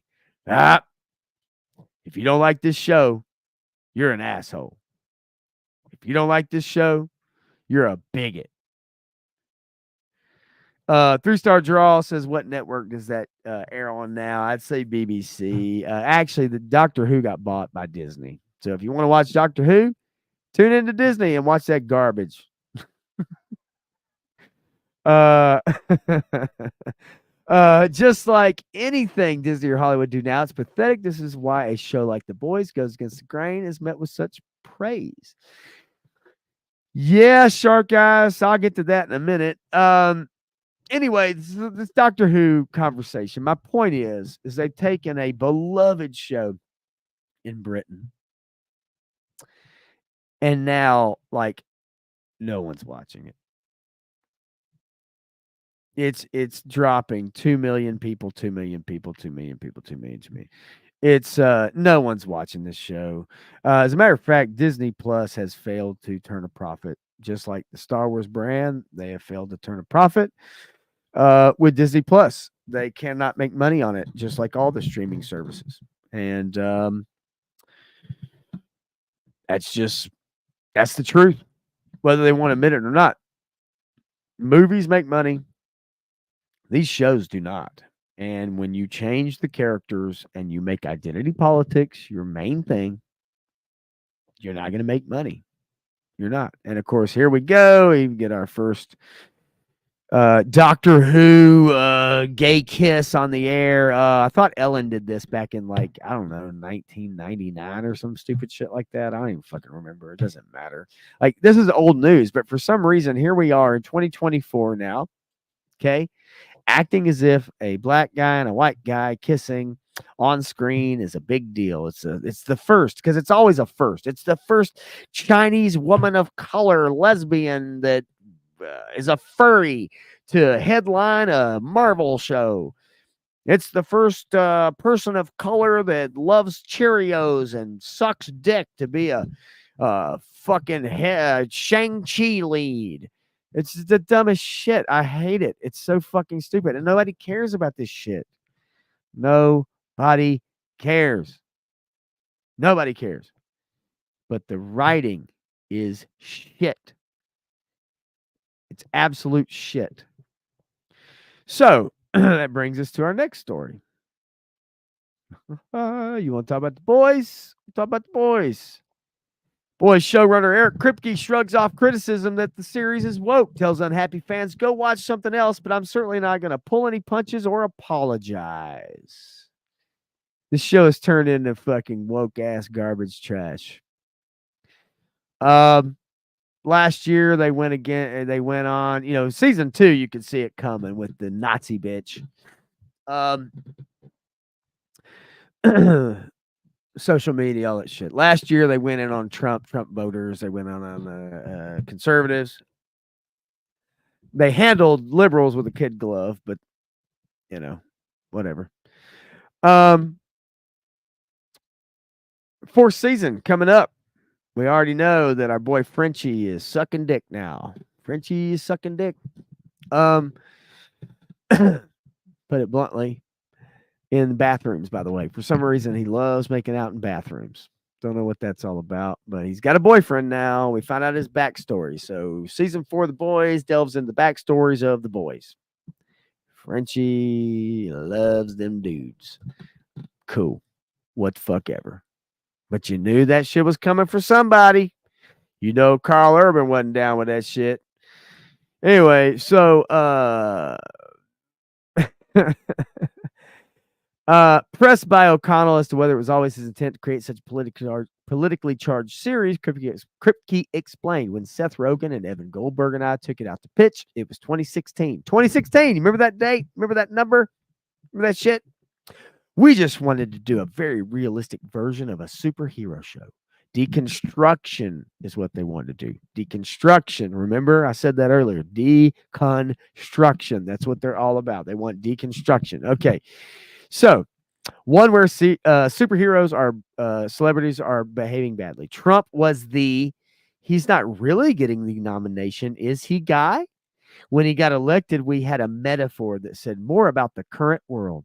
Suddenly, we were telling a story about the intersection of celebrity and authoritarianism and how social media and entertainment are used to sell fascism. Okay, so you tell me, do you live in a more fascist world right now with Biden, or did you live in a fascist world with Trump? You tell me. Oh, I don't know. Let me see. Better economy. Motherfuckers around the world weren't fucking off like they are. Oh, I don't know.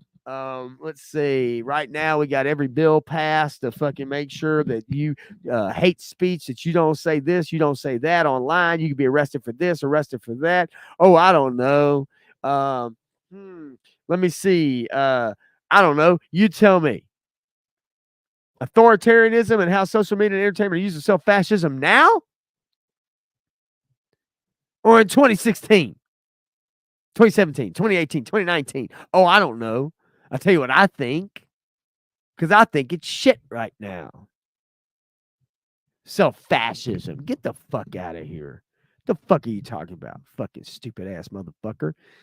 We're right in the eye of the storm. And once we realized that, I just felt an obligation to run in that direction as far as we could. Yeah. Now they run in the direction. You see what? Just watch Boys season 4. You're gonna run in that direction. 3-star draw. I understand. Like, I get it. Like, it's social commentary. It's tongue in cheek. No, it's not though, because the showrunners are telling you it's not tongue in cheek. They're literally telling you it's not tongue in cheek. This shit is their views. And while the deconstruction of superheroes is what the comic is about, have you ever read the comic? Because I have read the comic and it's fantastic. But I'm going to tell you, deconstruction of superheroes now is fucking passe. The shit is old now. So what was cool a few years ago is not so cool now because everybody's done it. They want to deconstruct Captain America, turn him into a Nazi a few years ago in the comic series. Deconstruct the Punisher, as I saw somebody mention earlier in the chat. Deconstruct the Punisher, turn him into a ninja now, take his guns away, can't have guns. Oh no. What that skull sign? It's been co-opted by Trump supporters. We can't have that skull. Can't have that skull on his chest. Oh no.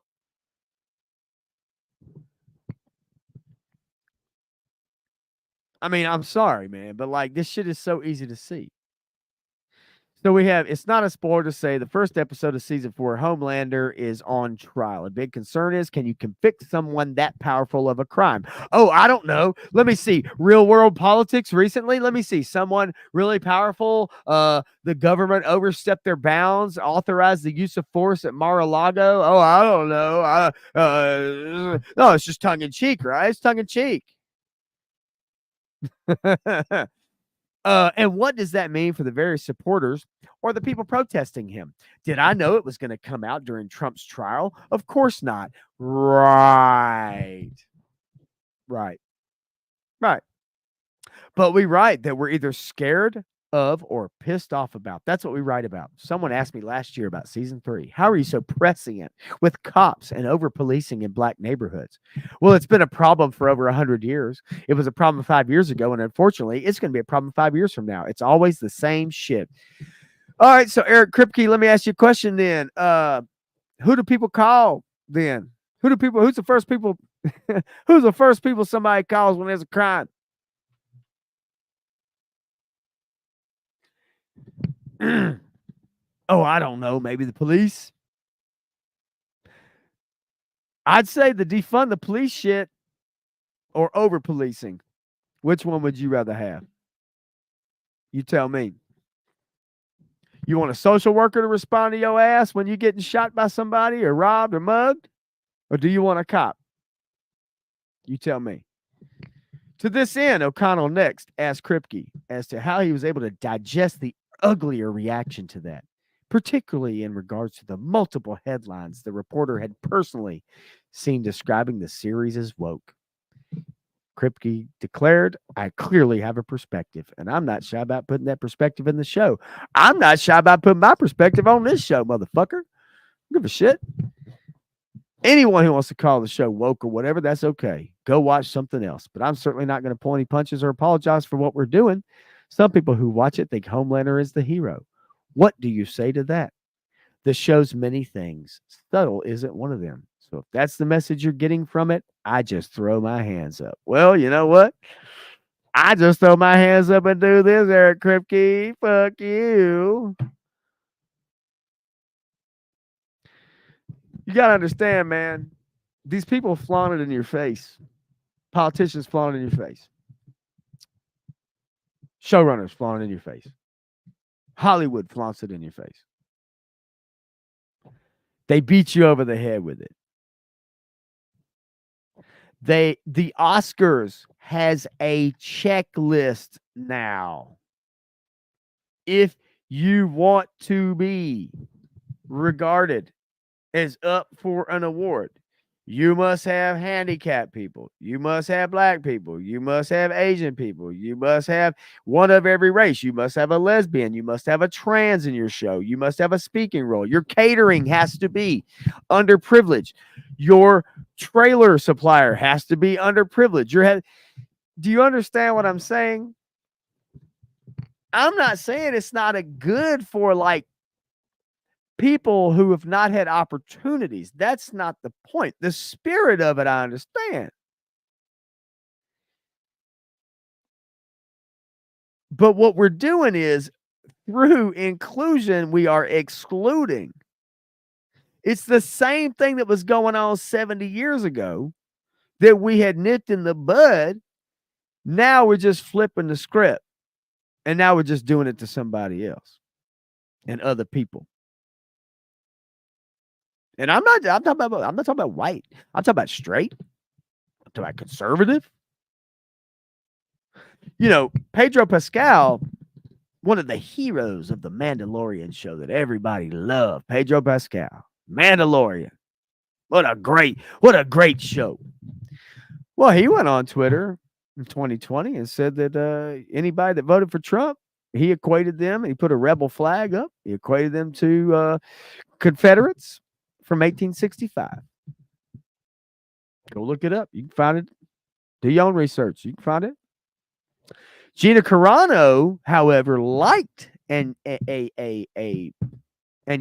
shared someone else's tweet, but basically said during COVID that, you know, the government was able to use our citizens like the Nazis were able to use its citizens, which meant that the public turned on the public. People were turning in people for not wearing a mask. They were turning in people for not following the 6-foot rule, which we've come to find out recently that was made up, right?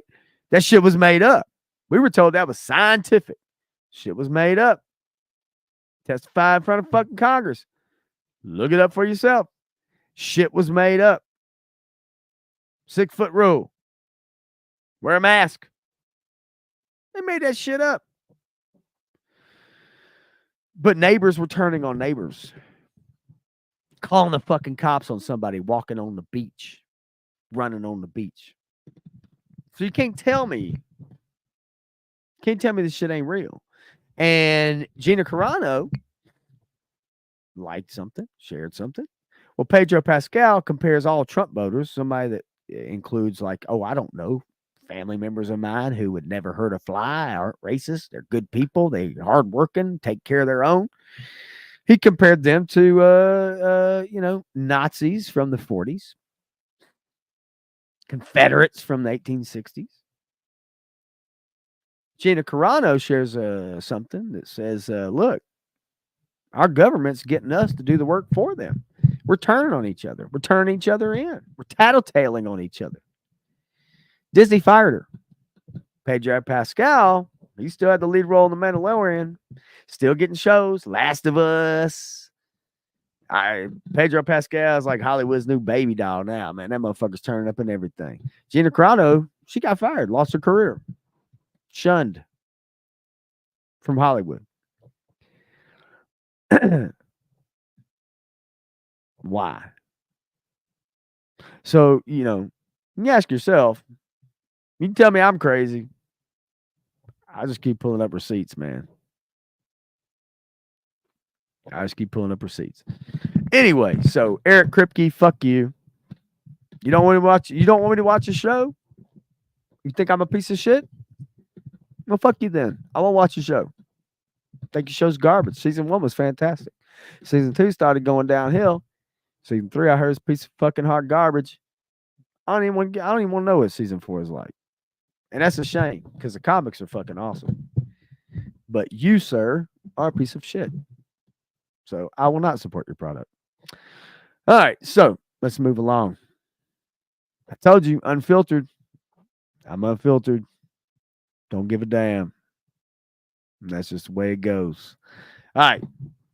And it's at nighttime too. This ain't at noon. Just yeah, we're at night. We're closing in on the witching hour, baby. I like it. I kind of like this late night shit on a Friday, man. I don't know. Y'all tell me if you like it too, man. Especially because Shark Guys is able to actually tune in, and I love that shit, man. I do. I think that's awesome. Having somebody from the other side of the damn world tune into a stream. I'm loving this. This is fun. It's a lot of fun. All right, so Jay Gonzo, love you, baby. Shark Guy says participation awards for all Shark Eyes. Roll so hard they explode out the back of his skull. Love it. And I know 3-star draw. Some people who watch Breaking Bad thought Walt was the hero, and I can see that too. Again, it's deconstruction. Deconstruction has been the Hollywood motto for the last decade now. Deconstruct our heroes, make them look bad, turn them into bad people. Breaking Bad was the deconstruction of a science teacher. He also says, which is still the best show that's ever been made. By the way, I agree. I think Breaking Bad is a wonderful show. I really do. I love it. I mean, for real. And Shark Eyes, I appreciate that, man. You ever check out the replays, dude? I really do appreciate that. And if you ever get a chance to, just leave a comment, even if it's a LOL, whatever it is. You can put a number 1 in there. I don't even care. If you guys get a chance, like and subscribe to the channel. I have not even looked at the channel. I ain't even looked at the stream, man. I've just been rolling with it. So I don't even know how many people have actually liked it right now or not. I don't know. I'm just on StreamYards and I am just rolling along, man. I got a few other stories to hit up real quick. I want to get to this Dragon Age Veilguard. I don't know how many of y'all are gamers. I am a gamer. I play a lot of games, although since I started doing this YouTube stuff, I have not had a chance to play as many games as I like. So let me share this real quick. Gotta love this, man. Gotta love this. Like anybody gives a shit in their video games. And I'm going to ask you guys when I get done with this, what do you look for in a video game? I know what I don't look for. I don't look for all the game's companions to be canonically pansexual. I know I don't look for that.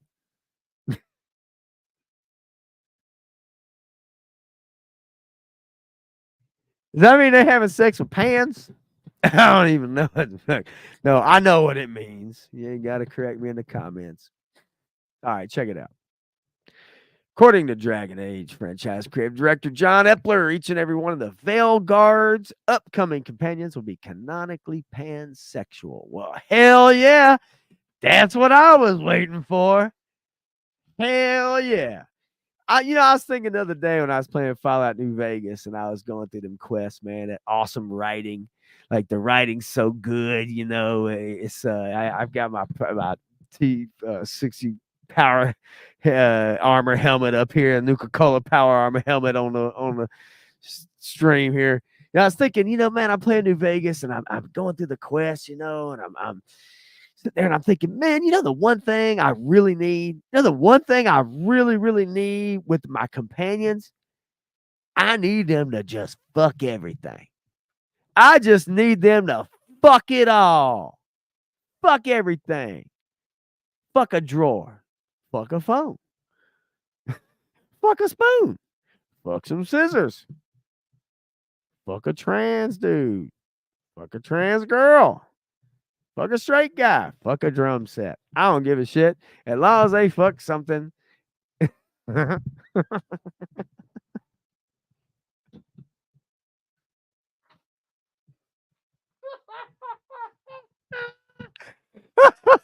Fuck a pan. That's what I want. Fuck a pan. So anyway, God damn. Woody, you're right. There you go. Right there. See? I told you, unfiltered. I'm done with this shit. So when I'm playing a video game, the one thing I want to know is whether the companions I can recruit can fuck the world. Come on, man. Who thinks of this shit?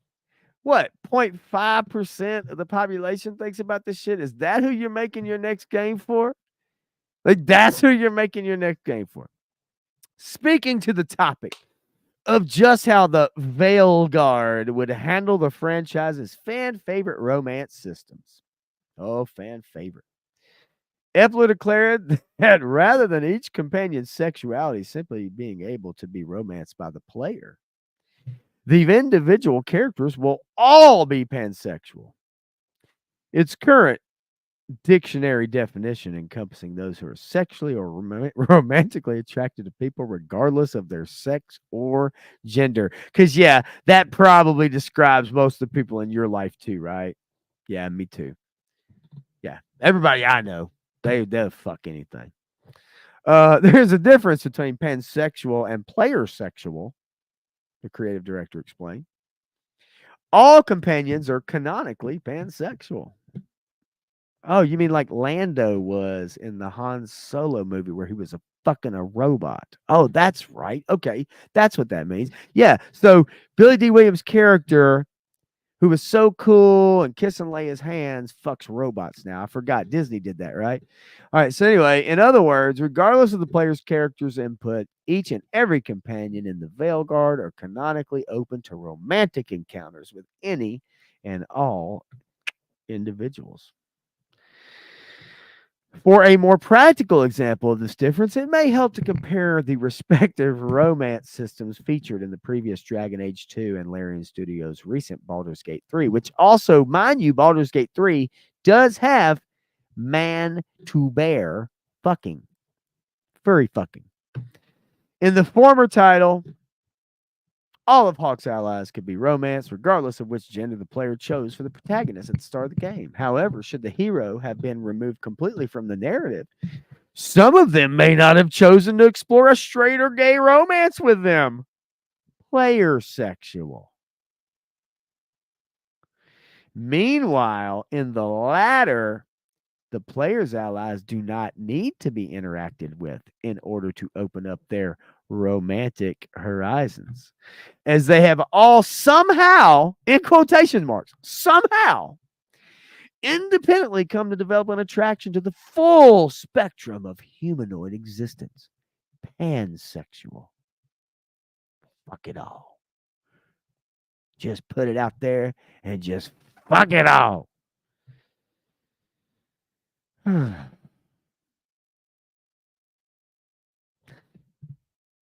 Really? Is this why you play video games? Like, for real? I'm looking you right in the eyes, too. I'm looking you right in the eyes. You watching this video. Is this why you play video games?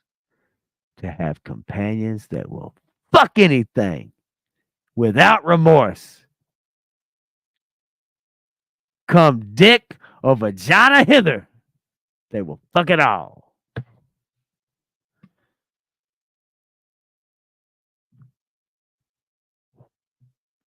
Really? Come on, man. Bullshit. I mean, look. Come on, man. Look at this. Come on. Look at this picture. Look at this picture.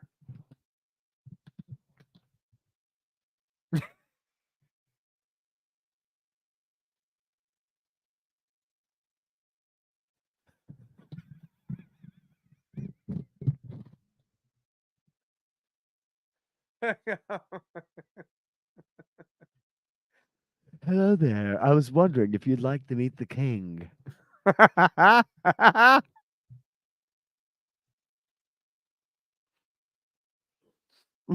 my god. Oh my god. Oh my god. Okay, so let me hit up the chat real quick. I missed a lot, man.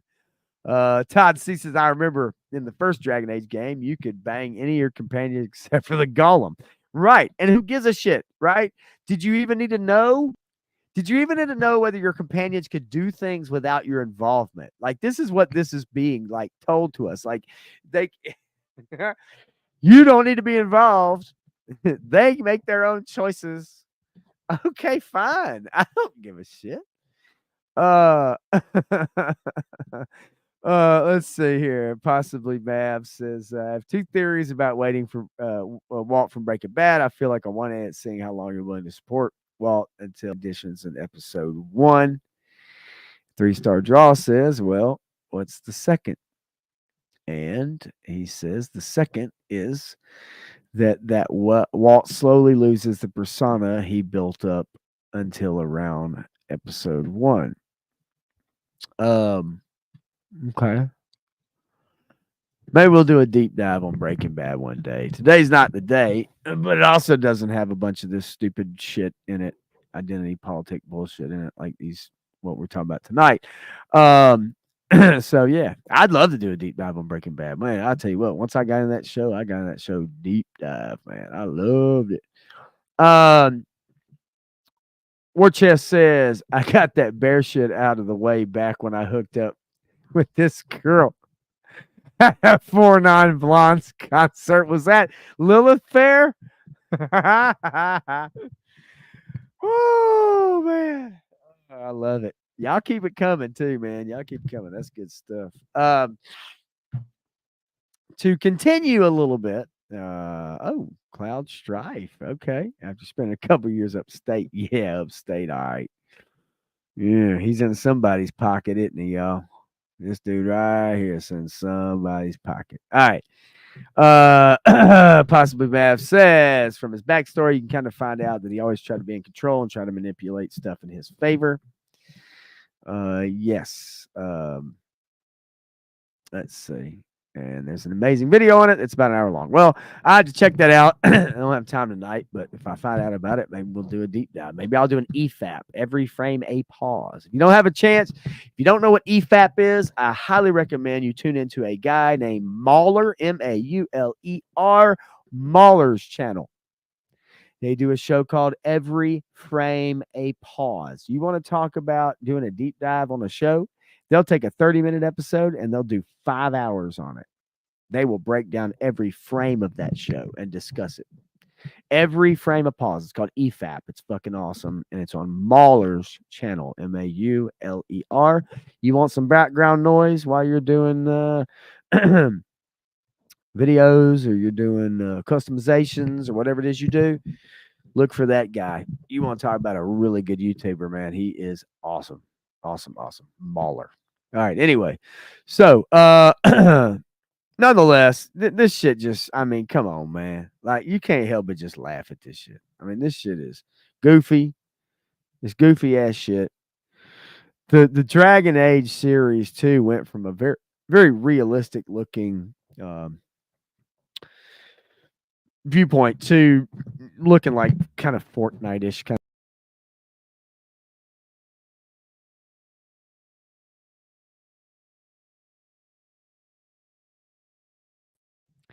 Fuck that back button. Once again, the back button got me. I'm gonna have to take that button and just cut the shit out. I'm gonna have to like rip it out or deactivate it or something. What the fuck? All right, you talk about pissing me off. That pissing me off. All right. Anyway, so let's see here. Damn mouse. Yeah, you are correct. And yes, didn't have the right equipment to be admitted to Lilith Fair. So that's that story. I got a few more, man. As we kind of roll through them, I'm having fun. If y'all are having fun, let me know. You like what you hear, hit the like button. I know it's getting late. I know a lot of you guys have to kind of bounce out here and there. I understand. I did want to bring up one interesting thing that I saw here when it comes to Marvel. Anyway. And I will share this screen right now. Marvel's Blade suffers yet another stake to the heart as film loses second director. This is from Bounding Into Comics again, which is a great place to get some comic news. movie news, TV news, whatever. Bounding into comics, really cool site.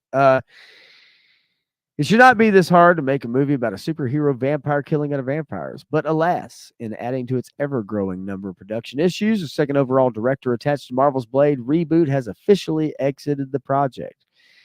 So here's the deal. All right, this Blade movie's it's like 5 years or some shit like that, 4 or 5 years. And they've changed directors. This was the second director. Disney. All right, see if you follow me here. See if you follow me. Disney wanted the Blade movie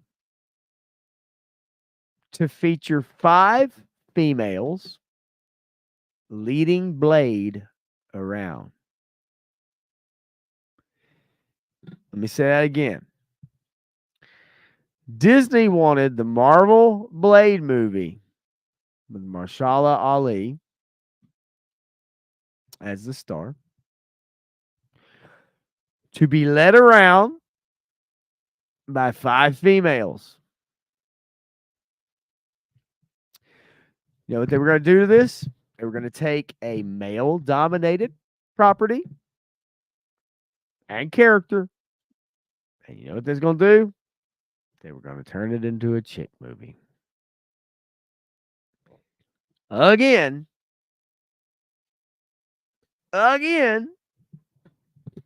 Look it up for yourself. You really want to know.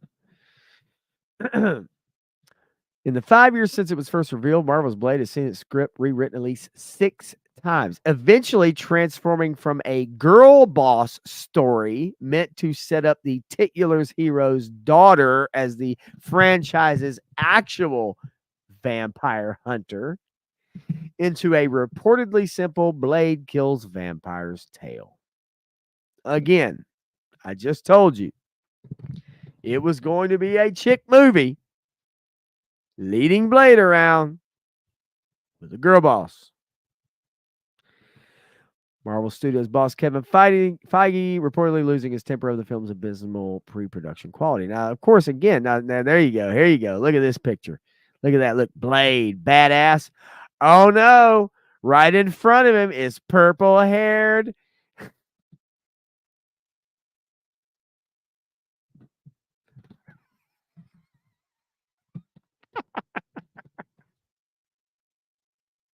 Hang on. Who's in the background? The man. Who's in the foreground? The female.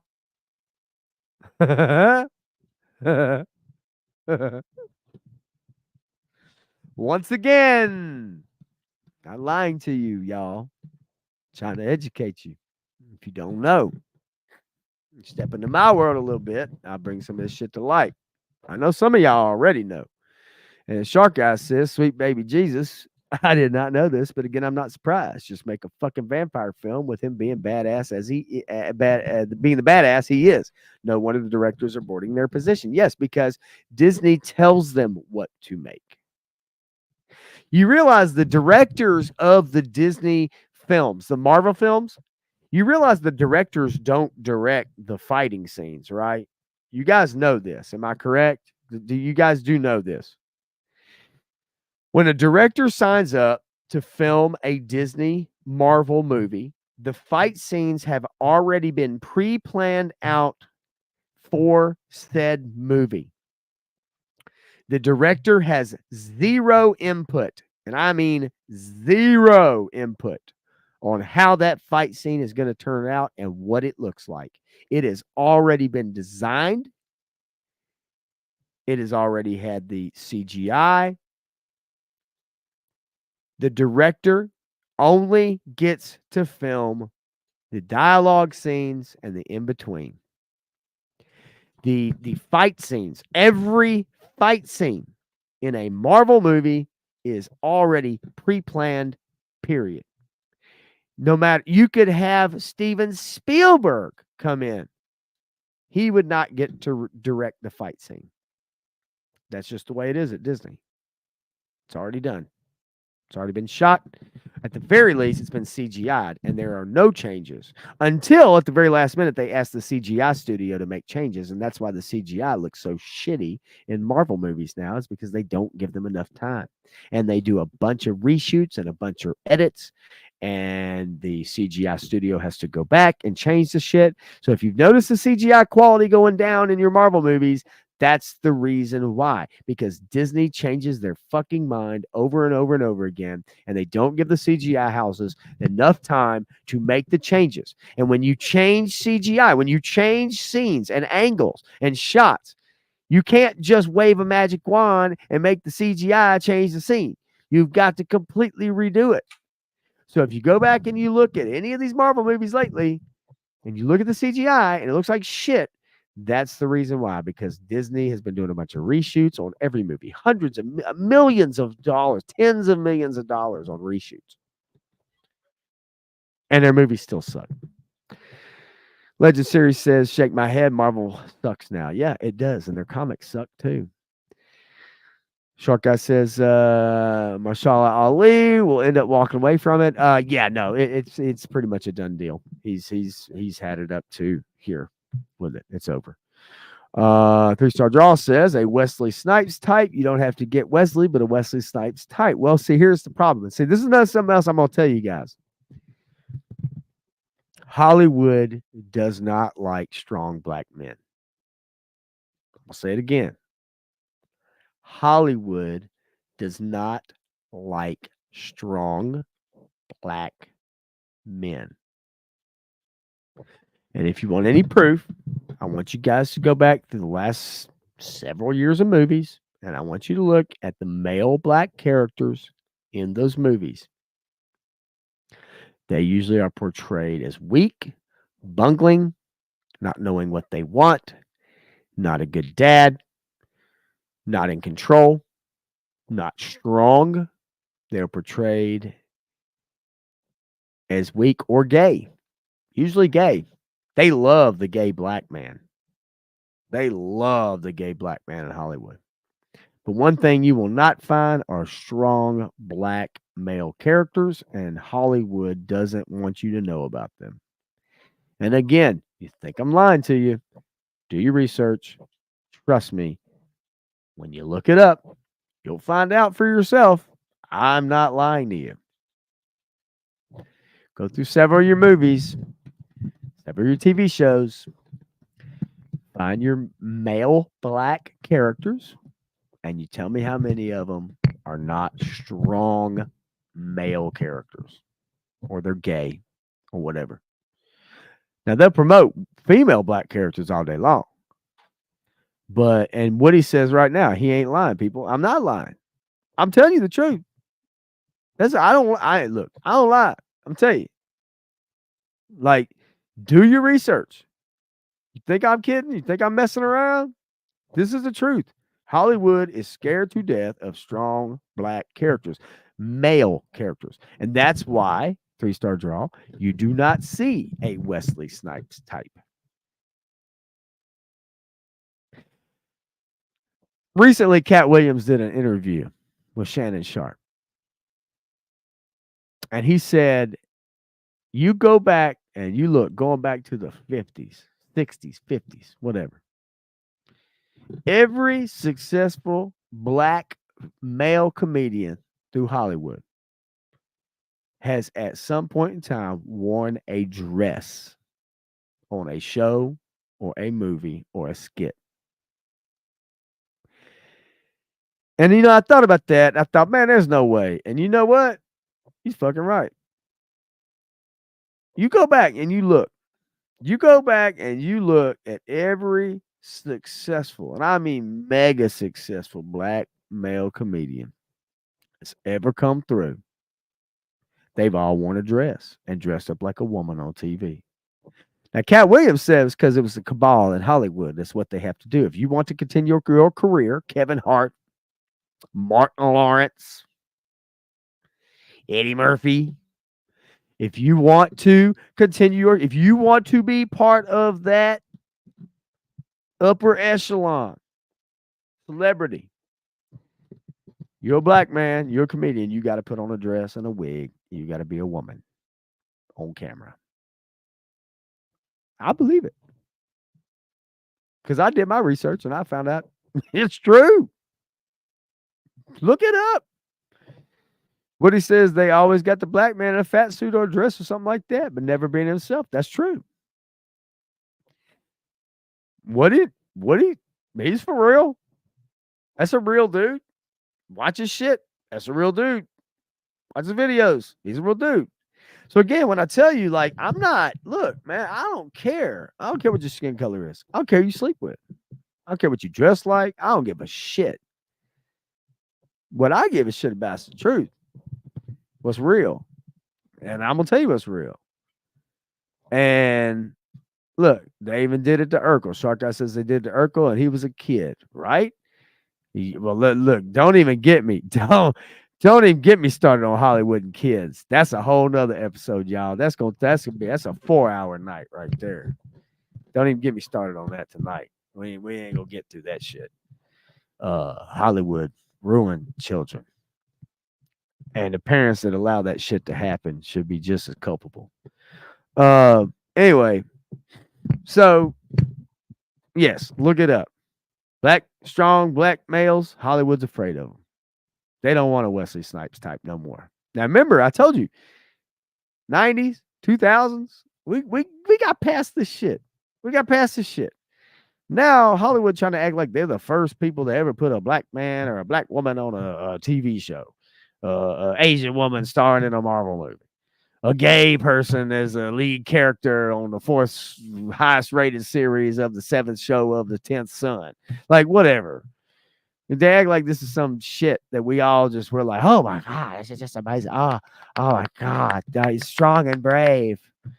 It's all bullshit. It's all buzzwords. It's all bullshit. Anyway, Marvel movie, the Blade movie, never going to come out. Not going to happen. And chances are, they probably aren't gonna. They don't have a black, strong male character in mind. That's why they were going to make it a female-driven superhero movie until they found that all their female superhero movies and shows on Disney Plus have failed, and now they have to redo their strategy. But all the movies they've had in the pipeline for the last few years, they've got to continue with. They've got to make. They have to put them out. So, anyway, so a couple more things here real quick before I hop off, man. We jumped on at 9:30. I've been going, man. I didn't realize how fast this goes by, man. I've been talking this whole time. And I really like this. I enjoy this. I'm glad y'all have joined me and hung out with me this whole time. I'm glad y'all are participating. And I'm glad y'all like to hear me ramble and rant and whatever, man. It's enjoyable. I really do like it. Real quick, one of the couple stories I wanted to cover here. Leslie Headland, lesbian headlamp, who is in charge of the Acolyte shitty show, says she wants the Knights of the Old Republic project. I don't want lesbian headlamp anywhere near Knights of the Old Republic. I love KOTOR. Now this is SWOTOR, by the way. Kreia, that's the second game. Kreia's wonderful character with wonderful writing. If you've ever delved into the stuff of the Knights of the Old Republic, Sith, the Old Republic, man, oh my God, like, dude, Kreia is such an amazing character. I mean, truly, the writing on this game, BioWare at this time when they were making the KOTOR series, when they were doing Star Wars, BioWare is practically dead now, but oh my gosh, you want to talk about wonderful writing. You want to talk about a wonderful game. This is it. So Leslie Headland, who we've already seen with the Acolyte,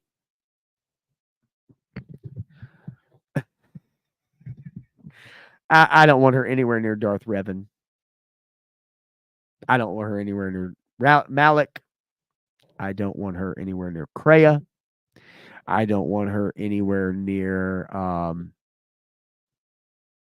any of the characters. None of the characters from those games. But but yet she had been asked about maybe wanting to. It said asked if she had any Star Wars dream projects.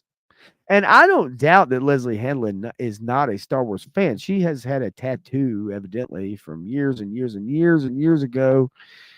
Um, it's not about your love or devotion of like an IP. It's about what your plans are or what you want to do with it. If you want to write great material and you want to ask other people, you want to bring other people in, you want to write that great material, that's fine.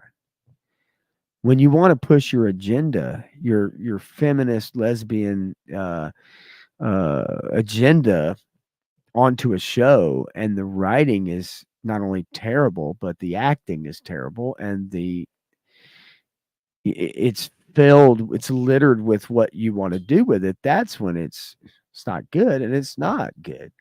So I don't want her anywhere near this. She said, I've always wanted to explore a live action version of the Knights of the Old Republic game and the character of Kreia. I think it would be a very interesting story to bring to life. Yes, I do too. Just not with you, bitch. I don't want you anywhere around that shit. Because I guarantee you she's going to turn Kreia into a man-hating lesbian. And the men that she was an apprentice to are going to be the horrible, terrible, no good, very bad day guys that caused her to take the path she went on. If you ever get a chance to play those games, they are antiquated. I understand. But the KOTOR game in particular was wonderful. The second game, the Sith, the Knights of the Old Republic, the Sith. That one was rushed. It did get rushed as a game. It did come out a little buggy, but it's still a very good game. It has wonderful writing. The character of Kreia is a wonderful character. If you ever get the chance, it is awesome. But anyway, I want to ask you both because this is, I would say, arguably the gayest Star Wars, I think, by a considerable margin. And are you excited about that? Are you Not the bracing gayest yourself? Star Wars. Not the. It's pretty gay. Let's be honest. Leslie, how do you feel? Am I gay? Are you, Yes. Well, no, I know Yeah. you are gay, but I'm asking, are you excited about putting this, this is going to be a talking point. Is it going to be a talking point? I'm sure so. Because nerds are gay. Well, Yeah. some nerds are very not gay and are very threatened by gay Well, that's stuff. true. But Yeah. in my world, nerds are gay. Okay. Was this Okay. a fun element of No, Okay. I don't think so. And yet people have told me that it's the gayest Star Wars, and I'm frankly You're offended? into You it. should be No. I think that Star Wars is so gay already. Okay. I mean, okay. have you seen the fits? We'd be like, Hmm. look how gay this is, and then send each other a reference photo. And are you from- telling me with a straight face that C-3PO is straight? They're a couple. That's what I think. But Okay. this is more outward. I think it's canon that R2D2 is a lesbian. Oh, Ooh. interesting. Yeah. Oh, I had no idea. Ask Filoni. Okay. Ask for Can you one. imagine? Yeah, talk to Filoni.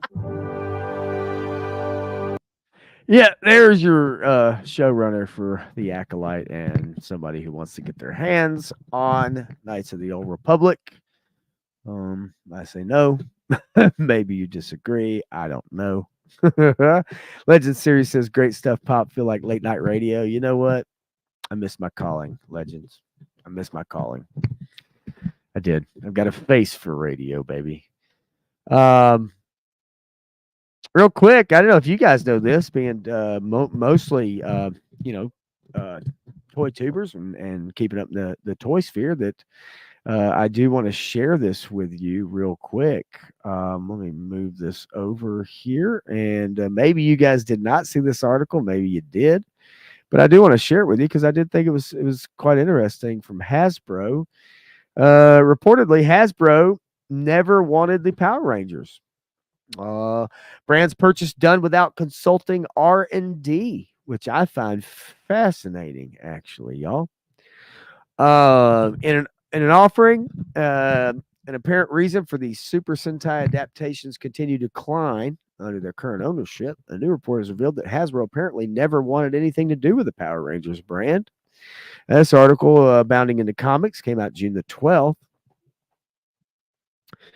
It says this insight was first brought to public attention on June 11th, courtesy of Josh Perry, the host of a tokusatsu-centric YouTube news channel, Toku Topics. Okay. Fans recognize the individual who previously leaked Hasbro's decision to quietly show the Power Rangers Lightning Collection. Okay. Well, nonetheless, it says that prompted by the reveal earlier that same day that Hasbro had ceased production on their and Netflix's young adult connected was it young adult oriented Power Rangers television series in order to give the entire project a creative makeover. Perry informed his followers, with today's news, I feel comfortable sharing that in July of last year, right after I leaked the ending of LC, I got more DMs from more sources than ever. Learned former Hasbro CEO Brian Goldner's purchase of the brand and E1 apparently was done without consulting R&D. The company never wanted Power Rangers. Pressed by fan, if all you say is true, then why did they even bother with continuing the television series in the Lightning Collection? Perry explained that Hasbro did so because they had to try and justify the purchase and dig themselves out of a hole. If you are a Power Rangers fan, I find this interesting. I personally am not. It says it's referenced by Perry in 2018. Former CEO Goldner authorized the purchase of not just Power Rangers, but also a number of other toy brands held by the Super Sentai adaptation as original production house, Saban Entertainment, which I think we'd all familiar with Saban Entertainment, for a combination of cash and stock valued at $522 million. A year later, the former CEO would then pay a further $4 billion to acquire Entertainment One. $500 million of which was eventually recouped by selling off a number of the company's assets to Lionsgate in hopes of using their media production resources to further strengthen their storytelling capabilities and franchise economics in TV, film, and other mediums. Interesting, though. Without consulting research and development, they just decided to go ahead with it. One reason why I feel like Hasbro is having issues, struggling, cutting boxes as far as the artwork on G.I. Joe Classified, some of these other deals that we've seen. I'm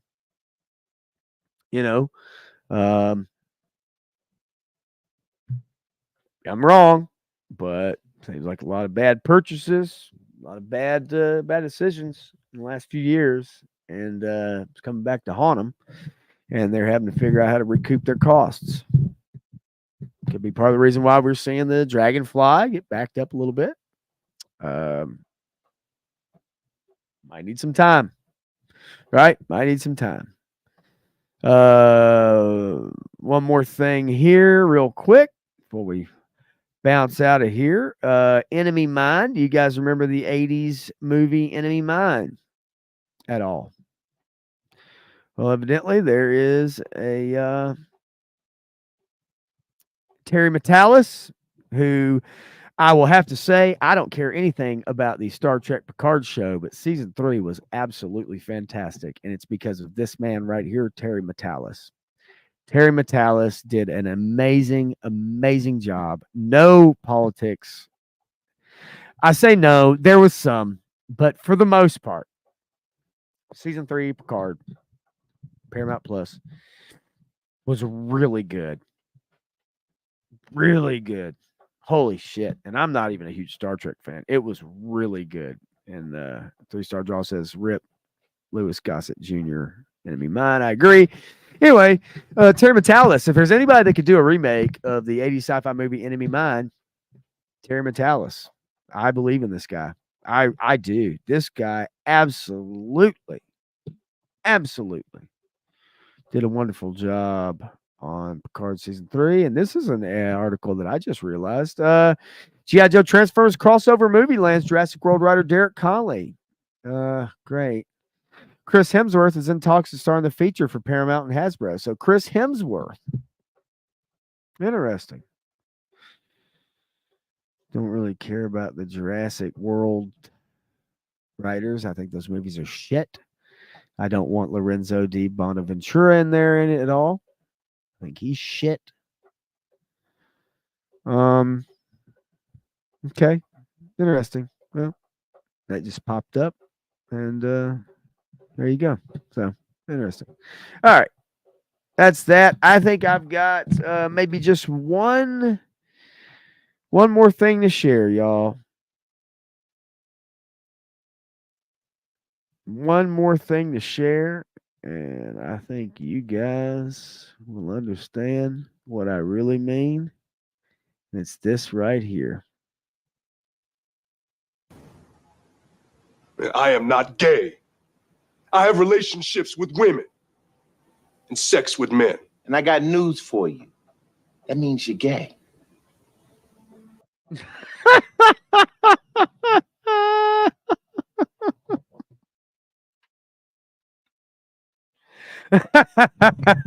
Couldn't help myself. Anyway. I'm gonna call it a night, y'all. I've been going for 3 hours now, and I'd say that's probably 3 hours too long for most of y'all. Time for me to have a cigarette, Coke, and a smile, and shut the fuck up for a little while.